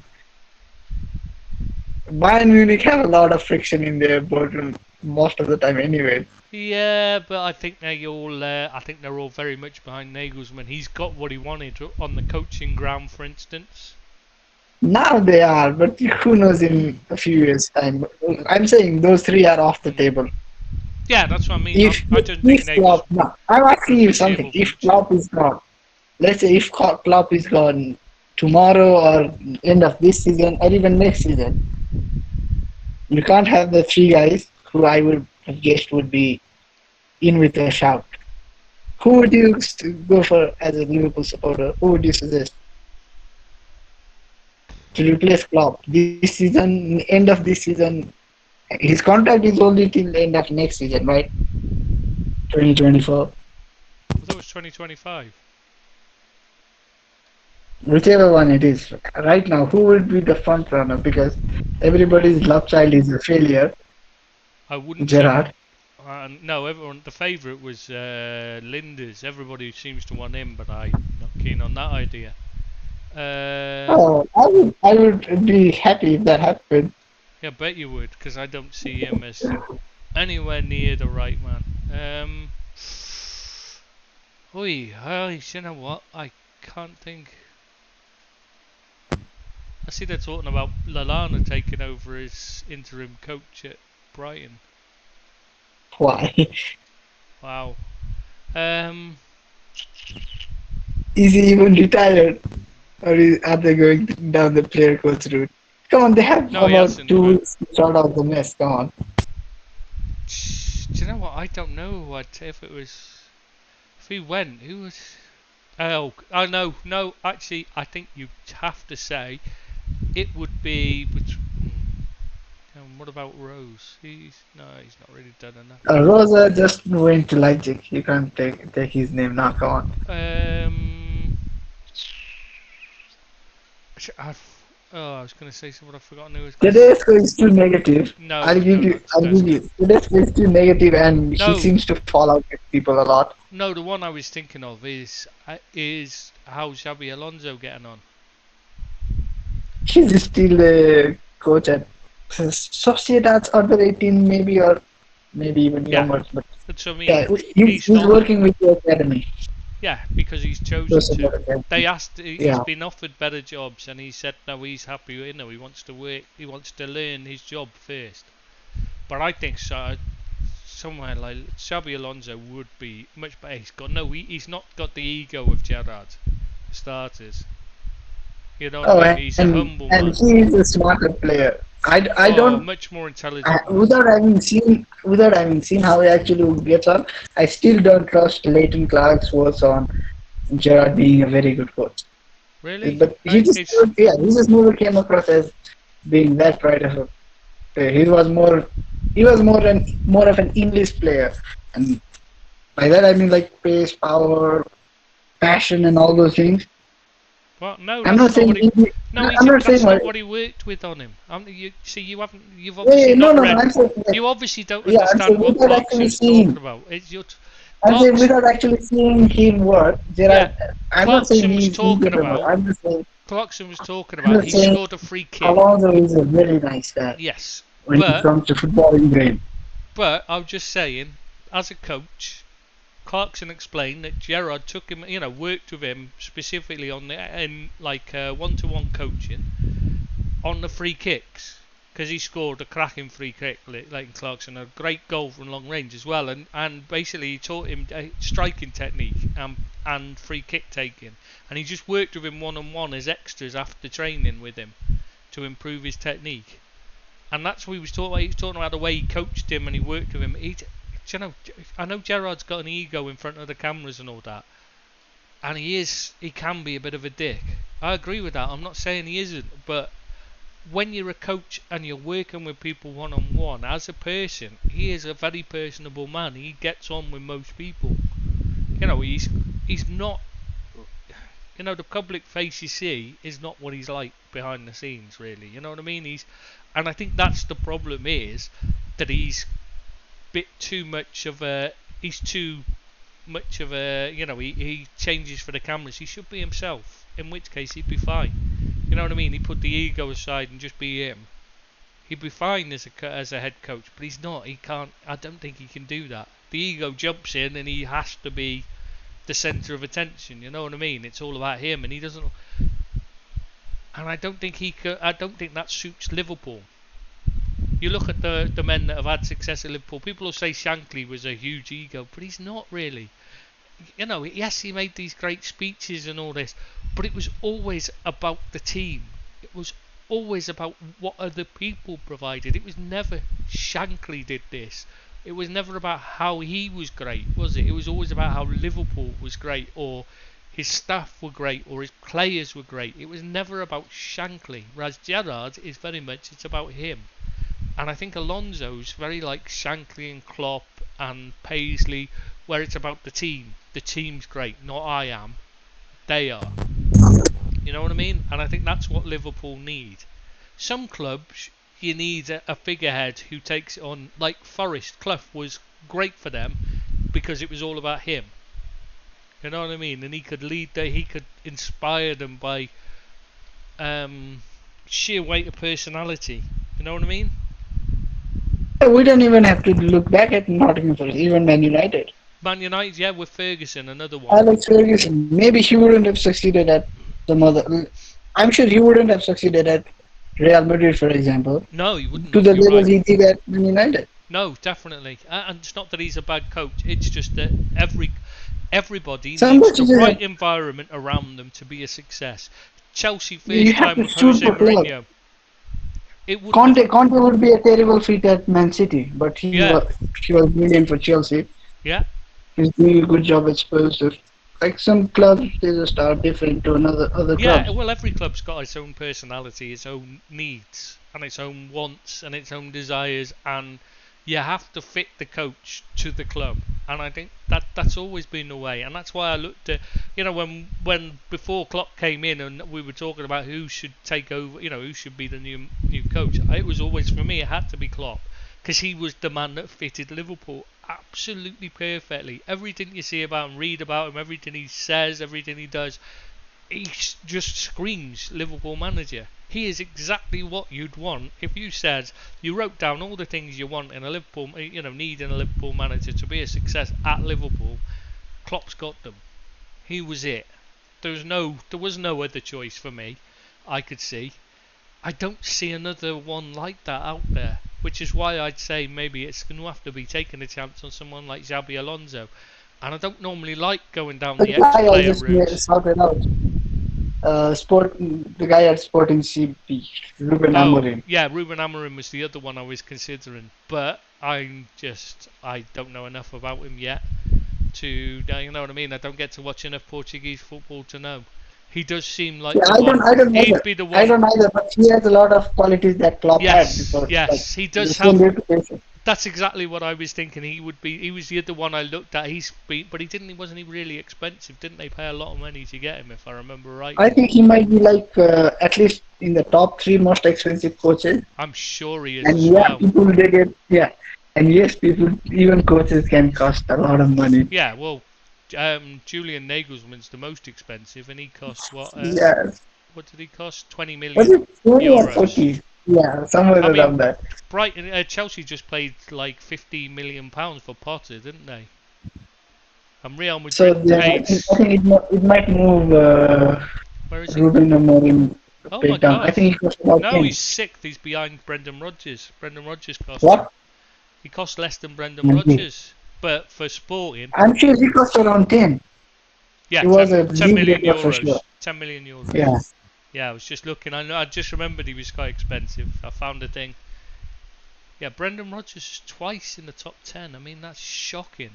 Liverpool paid like 5 million quid to start, and then like Leicester paid Yeah, but 10 Brendan, million. well, What the if I am making a list, the only list Brendan Rodgers would appear twice in is shit coaches in football. Yeah, exactly. But then when you look at it, I mean, Man City top 10 is also Mark Hughes is in there, so like it's Oh, not bloody hell. so it's not necessarily the best coaches, it's just the most expensive. It's a different thing. No, it's just going after coaches that aren't available on the market. Yeah, Ronald Koeman's in there in 10th. To Oh, Everton, fair, when he yeah, went to Everton. Well, Everton, I thought he was from Netherlands to Barcelona. No, that's Oh, what I'm bloody saying. hell. That Exactly. is what happened. Southampton That to is why Everton. Yeah, that is why Everton are in financial trouble. Yeah, because they haven't If got a you're clue. paying that much for Ronald Koeman, then that's just financially irresponsible. I know, and he didn't even, and he refused to sign a contract unless it gave him all kinds of things, get outs of all kinds of things that he normally an Everton coach would be expected to do, community work and stuff, and he was literally refused to sign a contract unless it gave him, unless he was exempt from all of those things. He wouldn't have anything to do with the club outside of just coaching and managing it on game days. Which is bizarre, because why would you take a coach that would do that? You just wouldn't, would you? Let's be honest. So, anyways, we should stop talking about coaches because it's time for me to laugh at Liverpool again. Oh God, I was trying to drag this out. Okay, after losing 0-0 to Everton, yeah, it's a loss because Feels like a Liverpool fucking lost loss. 2 points. No, it's a loss because it's you get 6 points every season from Everton. Now you've lost 2 points. I know. It's But a loss of 2 points. do you remember? No, I just think that as a long time Liverpool fan, because I'm getting a bit old now. I mean, I'm nearly 21 now, so as a long time Liverpool fan, I remember. I just think back to the Roy Hodgson days, and the moment I decided they have to sack him was when Liverpool lost to Everton. His post-match comment was, it would have been a good result for us if we'd have managed to draw with Everton. That for me summed up Roy Hodgson in a word, in just one sentence. That's when he should have been sacked by Liverpool, because he didn't understand Liverpool. It's not that he's a bad coach; he just didn't get Liverpool. He Just didn't. just never suited you guys. That is the thing. Yeah, Like we talked about before, managers suiting and not suiting clubs. yeah, he just wasn't suited to Liverpool, and that's where now we're at a point where we're drawing with them, and we're going, oh my God, it's the end of the world because we've only drawn with them, and that's how far we've come under Klopp. We've come from a team that's just like, oh my God, we lost to Everton, but it would have been a good result if we'd drawn with them, to a team that's now looking at it and going, oh, it's an absolute disaster. We didn't beat them, and that's what people are forgetting, and should be calming down and stop stressing and stop getting so ahead up about not winning games and losing games so early in the season, because at the end of the day, we can't win every game. We're not in such a bad place. After losing to Everton, Liverpool made the journey to Naples, took on Napoli in the Champions League, and got murdered, literally murdered 4-1. And I'm reading people say it could have been more, missed a penalty as well. Yeah, it was a disastrous result, but these things happen.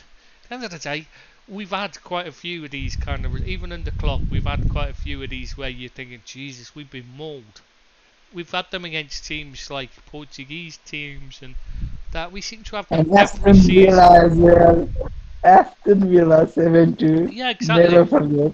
We've had these every single season, but the thing is, they're all happening at once. That's the difference this season, is they're all in one go. Whereas usually it's, apart from when we lost all the defenders and it just form just collapsed. But like other than that, we've never had this all at one go. But we have had them spread over the season, these kind of results, every season. So I just think people are getting a bit too away. It's too early to. It's just the knee-jerk thing, and everyone wants everything now, rather than just so how do you supporting trying to get a bit more serious for a moment? How do you get out of this rut? What do you do? Well, for starters, you need to settle back four. It's not. Do you drop Van Dijk? That's the big issue for me. Is Van Dijk struggling so badly? Is that you're starting to think we might have to. And I can't see an option though if we do. That's the issue. At least he's a constant. If you bring, let's say you bring Matip in, he can't play left it's side. not even a sideways move. Even with Van Dijk being in poor form, it's not even a sideways move. No, still a drop off. I think it's even of Paul Van Dijk. He's Because still better. Gomez and Matip both have one big issue, and that is sometimes being caught ball watching and not actually concentrating 100% of the time. Hmm. They need someone to organize and or communicate with. They're both the organized one, not the. They're both the Yeah, second part. They're I not the think organizer. Kanate's the same as well. Kanate's exactly the same as well. I think he's another one that needs to be. He needs a leader alongside him rather than being the leader. And the only option you have left is Nat Phillips, I unless he has love Nat actually. Phillips. I love Nat Phillips, but he's a fourth choice. That's all he should be. He should only be coming in when you're sure. Don't get me wrong. I think he's great as a fourth choice. I don't think many teams can boast a fourth choice as good as him. He's better than for instance, I'd have him over Maguire every day of the week. Doesn't mean he's the greatest at it, but Maguire's just worse than him. You know what I mean? He's But not. would you have him? He's not a But bad would you have player. him over Manuel Akanji? Come on. But you wouldn't. He's not a first choice. He's there for when you're emergencies, basically, and that's what he should be because that's his level. He's a very good fourth choice, but that's all he is.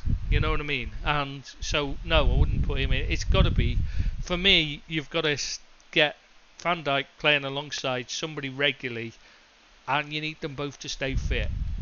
Van Dijk's been okay staying fit. He's not had a problem. He's stayed fit all season, so we're okay there. We just need his partner to stay fit alongside him, and they can start to settle down again and get a rhythm going. You know, get working together and that. So hopefully Gomez will stay fit and he'll play. Because during when we won the championship, that's the season we won the Premier League. Gomez was better than Van Dijk for most of the most of the time he was playing. Obviously there was a swap because Matip was playing for portion of it. And I think Lovren played a few games as well. But when Gomez got in and he held down the place, for a large portion of that he was the better defender. He was absolutely superb. And Van Dijk had a few off games that season, and Gomez was covering for him, was absolutely brilliant at times and looked like a world-class centre-half right up until he got injured again, thanks to Gareth Southgate. And then the next question would be, what do you do with Trent? Do you take him out of the firing line? Because he's become the new whipping boy. He's just a whipping boy, but if he's not in the firing line, they're just going to whip somebody else, so what's the point? He needs to play. He's the best chance creator in the English game. You'd have to be absolutely freaking insane to leave him out.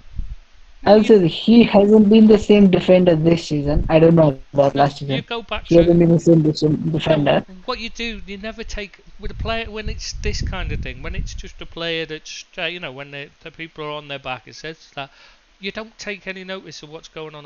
What you do is you get them to go back to basics and do what they do well and just work on that. So you get him right. Don't bother. You don't want to go. Don't cut inside anymore. Stay out wide. Get the ball. Put it in the box. That's all you're doing now, Trent. You stay there. Just all you're doing is you get them wide. You get them on the ball. You get it into the box. Don't do anything else. Don't try and be clever. Just get it in the box every time. And then you say to Nunez. You say to Diaz, who's excellent in the air. Bobby Firmino. Whoever's in there. You're looking to get on the end of headers. Because Trent's going to ping that ball into the box every chance he gets. We're not going to say, we're not going to try and be clever with him. We want to get his form back. We want to get him confident. So you need to be looking to get on the end of his crosses, because he's going to be putting that ball into the box every chance he gets.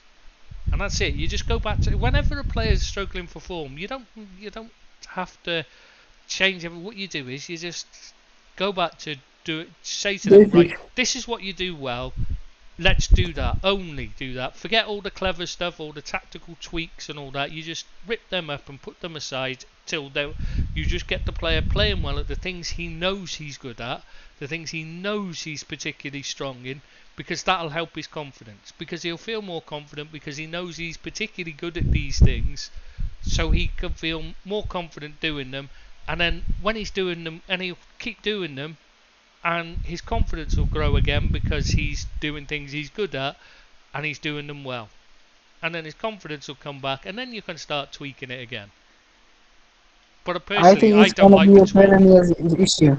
I think the issue with Trent is gonna be perennial because he doesn't have the same lung-busting runs that last tackles that say Kyle Walker makes, and people like to see and any player be it make like those just give all out kind of thing. They don't like the Ozils of the world who work smart. They just want to see people just diving, throwing their bodies here, there, and everywhere.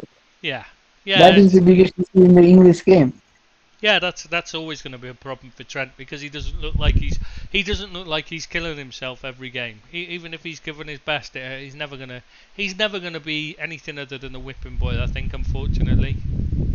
Yeah, that is what I realized from watching the Napoli clips. Like, even if he isn't doing the worst of the defenders, he still gets whipped because he isn't making the same sliding tackle or pulling players' hairs or jerseys or whatever.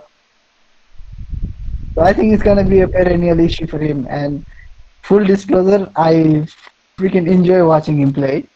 Like he's one of the he's at least in the top three most enjoyable footballers in the world for me.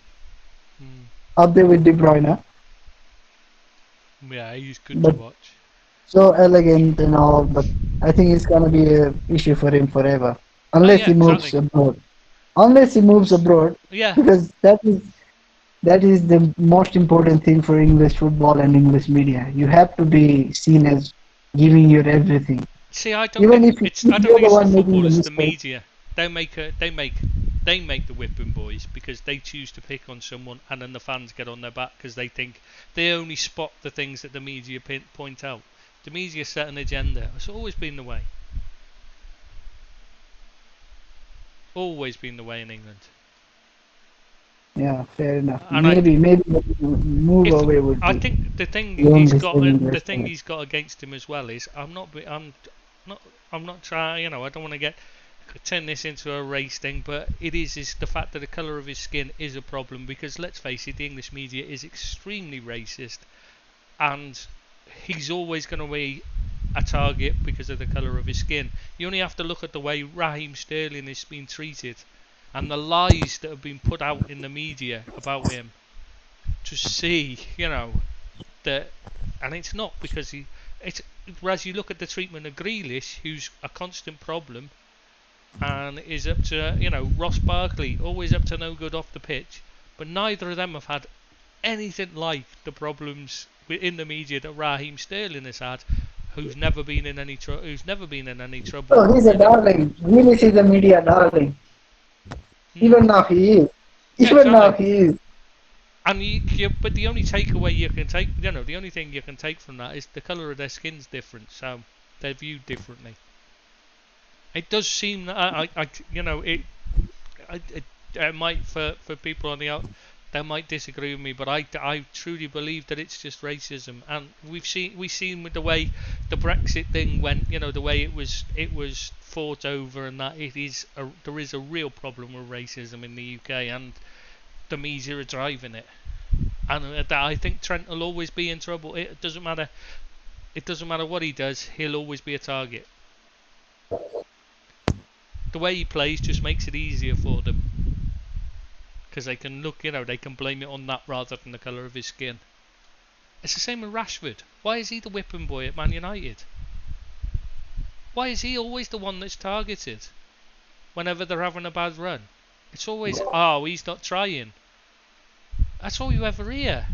I mean, why? Why is Rashford? Rashford's probably the one player you look at and you think he'd give his all for that club. Oh, but with Rashford, it's so easy to see whether he's having a good time or not. You can just see with the way he's running. His top speed is very different when he's fit.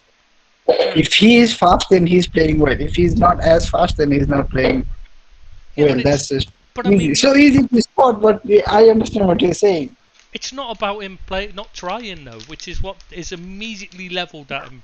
It still seems like people are still it was something that was always said about black players in the past. This was something that was always levelled at them, an accusation that they're lazy because they're black.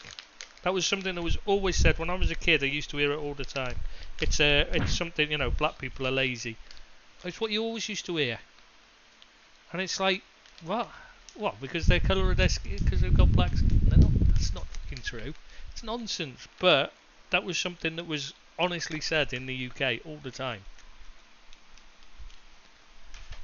The midfield, going back to Liverpool. Sorry if I sound a bit No, go on. indifferent to all the things you're I'll saying. stop trying. I'll stop trying to change the subject to get away. No, it's not about changing the subject. No, it's not about changing the subject. I will just partly. be open. I'll be open and just admit that I don't know much about the whole British culture and all, especially with the grassroots level. So I think it's better not to comment and say things that may not be true or that just be misinformed. So the midfield you guys don't have enough options right now to freshen up. Maybe the 12 days break, if it does happen, is gonna be better for you guys in that aspect. I think so. I think it's a godsend Thiago for Liverpool. You'll have more. Just having more legs, more numbers would be a good starter for now. I'm looking forward to seeing what Arthur can do, whether he's the one. He's not the one. Oh, he's not the one. I'm telling you, he's not the one. I don't know. He's for me. He couldn't hack it in Italy, and he didn't pull up any craze in Spain. So I'm very skeptical about You have to remember. Making an impact.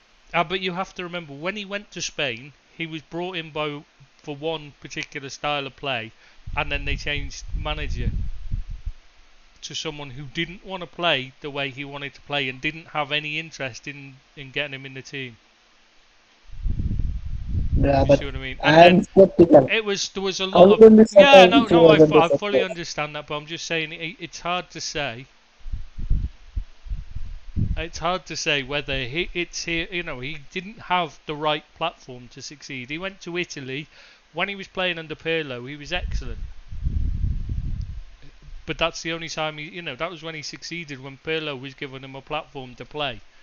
Under the others, he struggled, yeah. But, they were playing a completely different style of football, and expecting him to shoehorn into a style of football that didn't suit him. So, we won't know what he can do until he gets in, and I don't think he's probably the long-term option. I think it's right that he's just a loan, because I don't think we'll end up taking it. I don't think he's the answer, but I'm looking forward to seeing if he is. Because I'm open to surprises. The main issue with him, for me, is he has a previous with drink driving charges, and that is a big turn off right now for me. I didn't know about that. I haven't looked into his background. I was saying it constantly. Unless I'm mistaken, I was pretty sure I read somewhere that he got 8 months ban for drink driving. I haven't looked into his. I've been so busy researching the football side of him. I hadn't got that far, to be honest. It's we've been so busy. It was something I remember. The transfer window. I've not. Oh well, I don't remember it at the time. I don't remember. See, I do know he was extremely unhappy and was having real problems with the club when he was at Barcelona. Yeah, I think he was at Barcelona, the drink driving case, but still. Yeah, wow. That is one thing I'm surprised, because of all the things you can accuse Liverpool of looking at and not looking at players, those were the things you would trust them to have checked properly. Yeah, which might explain why he's been taken on a loan to buy rather than just buying him. Because there was no reason. But that is the issue. There's no reason the club couldn't have bought him. They were willing to sell there, and for whatever anybody may say, and I've heard all the shite about FSG never providing money, and they've got no money, and they're never going to spend anything. The money was there to buy Tchouameni as well. It wasn't Nunez or Tchouameni, or however you pronounce it. The money was there to buy both. They were going to buy a striker, and they were going to buy Tchouameni as well. however is that, I don't know how that's pronounced. I'm probably miles away from it. You know who I mean? The one that went to Real Madrid. But I when he know was there, already coming. The guy you should have been gone for was Conrad Leimer, anyways. I've said it before. he I'm doesn't saying want it to. again. He doesn't want to go to England. He wants to go to Bayern Munich, and Bayern Munich are willing to wait for him next summer by the looks of it. But it, but Leipzig- if you had gone after him in July, things would have been different. They'd already apparently. This is the reason why he's not been signing a contract, mate. Because he's already been lined. Bayern have already told him a while ago, and I'm not talking about like months. I'm talking about like a year ago. If he waits, Maybe, but if if he anyone waits, can, because but Leipzig if wouldn't sell. anyone can, Last summer, Leipzig, not no. this summer, just gone. The summer before, Bayern tried to buy him from Leipzig. Leipzig said, "We're not selling to you. Won't sell him to you." They didn't want to sell him. Oh, Bayern. I don't know why, because I thought they did sell to Bayern. I thought they did sell. No, they didn't. They said no. I don't know the whole thing, but I can speculate why they said no. It's because they took their coach, and they also took the captain. Yeah. Zavitzer also went there last season, so that is probably why. So it might be. And I don't think Bayern were as seriously after him because he was just coming off an injury. Yeah. Yeah, they might not have offered anything like the money they wanted then, as well. Yeah, maybe.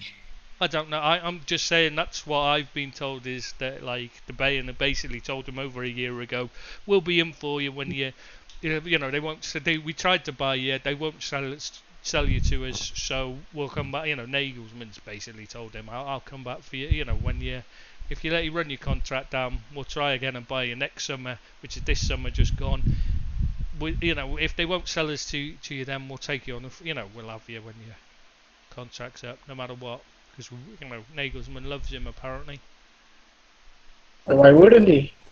He's very suited to the way Nagelsmann wants to play. Yeah, exactly. He would have been a very, very good replacement for Henderson. Do the pressing job, cover for Fabinho when you need, cover for Trent when he's out attacking. Is a very good option. I would have loved him at Man United as well. Yeah. Yeah. And he has added goals to his game last season. Would have been a very good option. But anyways, hey ho, I'm happy that you got Arthur Melo instead. Yeah, you thought you. Well, I mean, he might turn out to be a godsend. So, with a bit of luck. Maybe he just moved to Liverpool to be closer to Fred as well. That is what Casemiro did. Did you see that? He said, like, I'm looking forward to play with Fred. Come on. Yeah, well, they're mates, aren't they? So he probably means, like, you know, he might not actually even have meant, like, that at all. He might have actually meant, like, you know, he might have. This is the thing, when it's translated from another language. Fred is actually, and even then, Fred is actually a very well-liked character. Oh yeah, they love Fred. Everyone loves Fred. And yeah, he hangs around with the Brazilian contingent from Liverpool a lot. You know, they often get the Brazilians are like there's a big Brazilian community in Liverpool, so they all get together, which is why Fabinho and Firmino and that have been able to fit in so easily. And why Firmino was saying to Coutinho, I don't understand why you'd want to leave when he was wanting to go to, you know, when he was fighting to get out to Barcelona. And yes. Firmino was saying to him, I don't understand you. What would you want to leave here for? We got everything we wanted. In Spain, Brazilians aren't particularly well liked. You know what I mean? They're South Americans are seen as a lower class of life in Spain. They even, you know, it's even a racist insult in Spain is to call someone a South American, which is what Patrice Evra did to Luis Suarez. He called, you know, he just used the words for South, you know, they used the word South American, basically Sudamericana. They called them that. It's a racist insult saying you're a lower form of life. That's the Spanish attitude towards South Americans, is they're a lower form of life. So, you know, when he's going there, you're thinking it's strange. Why would you fight to get out of a place where you're part of the community? You've got a big Brazilian community, they're close knit, and there's more coming as well. It's strange. But yeah, that's so Well, Fred's so so if him. that is the case, Well, I'm thinking if that is Mello. the case, then I just hope that Fabinho and Firmino can do their magic on Anthony as well and help him settle down. Yeah, exactly. They all settled down really well. You've got and Arthur will join that, Anthony, and Casemiro. Fred settled in really well in the. You've got Casemiro's joining now. I'm sure Manchester. I don't know what Manchester's like in terms of Brazil. I can't say because I don't know Manchester. Obviously, it's not my But area. But it's not there far should from be quite a few Liverpool. there as well. It's not far from Liverpool, so even if there isn't a community right in in Manchester, they only have to travel 30 miles down the road to go to a, you know what I mean, to be part of a close knit community. So it's not far. It's not long. You know what I mean? And Man City also have quite a few Yeah. Brazilians as well. So I'd assume, So, I'd assume Manchester's probably very similar to Liverpool in terms of Brazilian. I'm assuming probably got Brazilian restaurants and all that. I assume. Obviously I can't tell. I've never even been. if you are Honestly, I've only been to Manchester like once or twice when I was a kid. When I was young. Last time I was there, I got shot at because I went through Moss Side in a Liverpool shirt.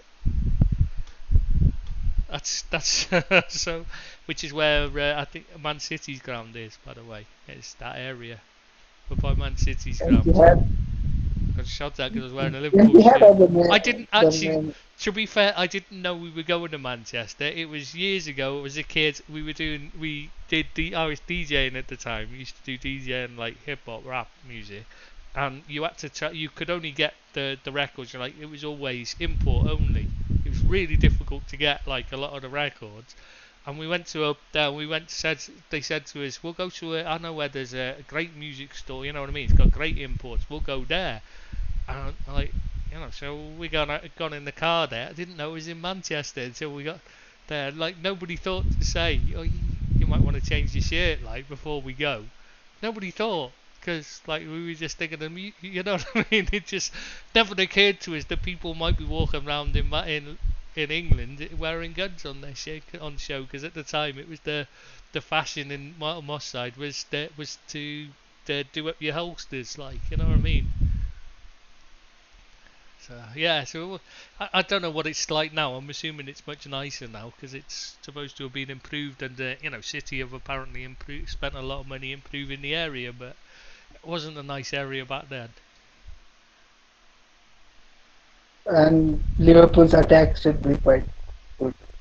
Coming back to the topic, Yes, it just needs time to settle down. Yeah, I think Nunez will be fine. I know he's not got the greatest striking technique in the world, but surprisingly, he's South Americans should be good with the ball at their feet. Come on. Yeah, I think Fred was the only exception. Yeah, he's not as bad as Lukaku. Let's put it that way, is he? So. Oh, yeah. Before he joined Liverpool, when he was even linked with us as well, there were concerns about his first touch. It wasn't he has a poor first touch. It was but inconsistent first touch. Sometimes brilliant, sometimes very loose. Yeah, exactly. So possibly for me, I think it's concentration levels rather than. And he's still young enough to be able to work. Yeah. On it, to improve it a bit at least, I would think. Yeah, I think he's just young and he's struggling. But he's gonna get so many players trying to get at him now for what happened against Crystal Palace. I hope he's ready for it because everybody knows he has a bit of an issue now. I don't think it is an issue. I think he was just trying too hard to impress. And that's what happens. No, but players will now try to attack him. He's going to be the target now. Yeah, but I think that'll actually help him, to be honest, because he knows now he's a target, and I think he'll be ready for it, and everybody will be looking out for it. And I think that's a mistake. I think that'll be the mistake, is that they will target him, and he'll be ready for it. You know what I mean? And I think they're going to be so busy concentrating on that. Going to be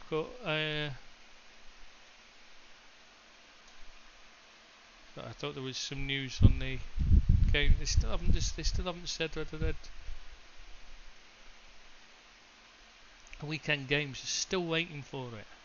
Fuck's sake. Is Jota injured, by the way? He's just come back. He played against. He come on as a substitute during the 0-0 defeat to Everton. Oh, okay. It does feel like a defeat, I've got to say. Drawing with Everton. Yeah. It really does feel like a defeat. You don't. No, but just think of it like this now. Everton have got to wait at least another 2 weeks, probably more, because I guess there's going to be an international break somewhere. Oh shit, there's an international break coming up, isn't there soon? I think so. So they will have to wait at least another 2 weeks, maybe more, to even get a chance to win a game, let alone actually win a game. They're probably going to have to wait till what, October now? Yeah, if you're Leicester right now, surely this is the time to sack Brendan Rodgers if you're going to sack him. Yeah, but who are they going to bring in? That is the issue. There's got to be better than Rodgers. I'm sorry, there's. My No, but mother, if my the mother's money is the available. problem- She's got to be better than Brendan Rodgers. At least she knows something about football. Not much, but she knows more than Rodgers. Yeah, but if money is very tight, then it's Yeah, a very but that's what I'm saying. tricky If they can situation. afford it, that's what I should have added that. It's not just about affording to sack him. It's also about being able to attract your choice of candidate as well. But that's my point. Is surely there's just anybody would be an improvement on Rodgers. There has to be Yeah, but would somebody. the guy, but would the guy take the job if he was fully aware that they don't have the funds to back him, back his choices and all? Well, Who knows? Leicester need to go back to. They don't need a manager like Rodgers. They need a manager, like a coach. You know, a proper coach who's gonna come up. You know, a Potter before he went to. You know, when he went to Swansea sort of time. That's what they need to be looking for. That's what they should have done when they hired Rodgers. That's where they went wrong. But yeah, they are in a mess. I mean, financially, their FFP's. But then, to be honest, I'm struggling to have sympathy with them. They shouldn't have been allowed to be promoted to the Premier League in the first place because they cheated and broke the rules massively. And they never paid the full. They never paid the full fine they should have paid because they were in the Premier League, so the EFL couldn't touch them. I would suggest Sondheim for them, but they wouldn't touch him for sure. No, they wouldn't touch him. They think they're too big for him, and they're not. Let's face it, Leicester are not a big club by any means. Yes, they did brilliantly to win the Premier League, but that's what's so brilliant about it is because they're not a big club. They're a small club. They're nothing. Yeah, but they have this delusion of grandeur. That is the thing. Oh, they've got. And Just because they won the league, like it's not a small achievement. It's a huge, massive achievement that they won the league. Oh, it's They always. got into the Champions League. But it's all you hear is about how they won the league, constantly. yeah, but then it's a I just think it's illusion of grandeur. So yeah. they would think they're much above him. So They'll that's be the looking issue for them. they're looking for an Antonio Conte when they're just not in that kind of market at all. Which is why No, they who they ended up should be paying looking six. at, they should be looking at the likes of like you said, Potter before Chelsea came in. But that's why they or- ended up paying $6 million for Rodgers in the first place. When really they should more. Sorry, 10 million for whatever it was for Rodgers in the first place. Yeah, 6 like, million was let's what say- Liverpool paid for him. Yeah. Whatever they Would paid. they be interested in Ange Postecoglou right now? They wouldn't, because they would think they're above him. Which is strange because they went for Brendan Rodgers from Celtic, and he's not half as good. He's not got half the track record of success of Postecoglou, because he's had success in Japan, he's had success in Australia. The only thing he didn't succeed with was the Australian national team, and that's really not his fault. It didn't matter what he did there, he was never going to succeed. It was an impossible job. Maybe Adi Hooter again. My boy Adi Hooter again. Oh my god, if he came to the Premier League, I think you'd probably need to wear nappies or diapers for all Americans listening for every game that he was in charge of. Because you would wet yourself with excitement, and then it'd be a little something else, wouldn't it, mate? Okay? A little dribble here, a little dribble there. You would be But he's so not even that excited. guy. Like my main guy is not even him anymore. It's actually Christophe Gaultier. Oh yeah, he's doing really well, isn't he, Galtieri? Yeah, but he's at PSG, so I can't be suggesting his name for anyone anymore. Yeah, no, he's done now. You're not going to get him, are you, for a while? He's I don't think turned them even around. Man United are gonna get him anymore. Do you know what? It's absolutely shocking how well he's done so quickly. Because he's got Mbappe, Messi, and Neymar working as a group. Working. Even though the three of them hate, even though Neymar and The two of Messi them hate hate Mbappe, the and other Mbappe hates. one. Because you know what? Do you know what caused all the problems? Don't you? It's do you know what started the issues? Mbappe was upset because the other two don't train properly and party all the time. That was what caused the issues. Is Mbappe wanted them to actually work for the team, you know, and put the effort in training and not be out on the lash every night. Because he's not a party animal like. He works hard. He does. You know what I mean? This is why I don't understand why he's the one that's getting crucified in the press. He's the only one that's actually being professional. And all he asked was he wanted his teammates to be professional and work as hard as he does, you know, for the team. He wanted them to put the hours in training, and somehow he's ended up as the bad guy. I just don't understand this world. I really don't. People should be saying, yeah, he's right. This guy, you know, Neymar's being paid millions of pounds a year, as is Messi, to work hard for the team, and yet neither of them can be asked, and they're too busy going out on the lash instead. But somehow it's come down to, yeah, Mbappe's a whingy little bastard anyway, isn't he?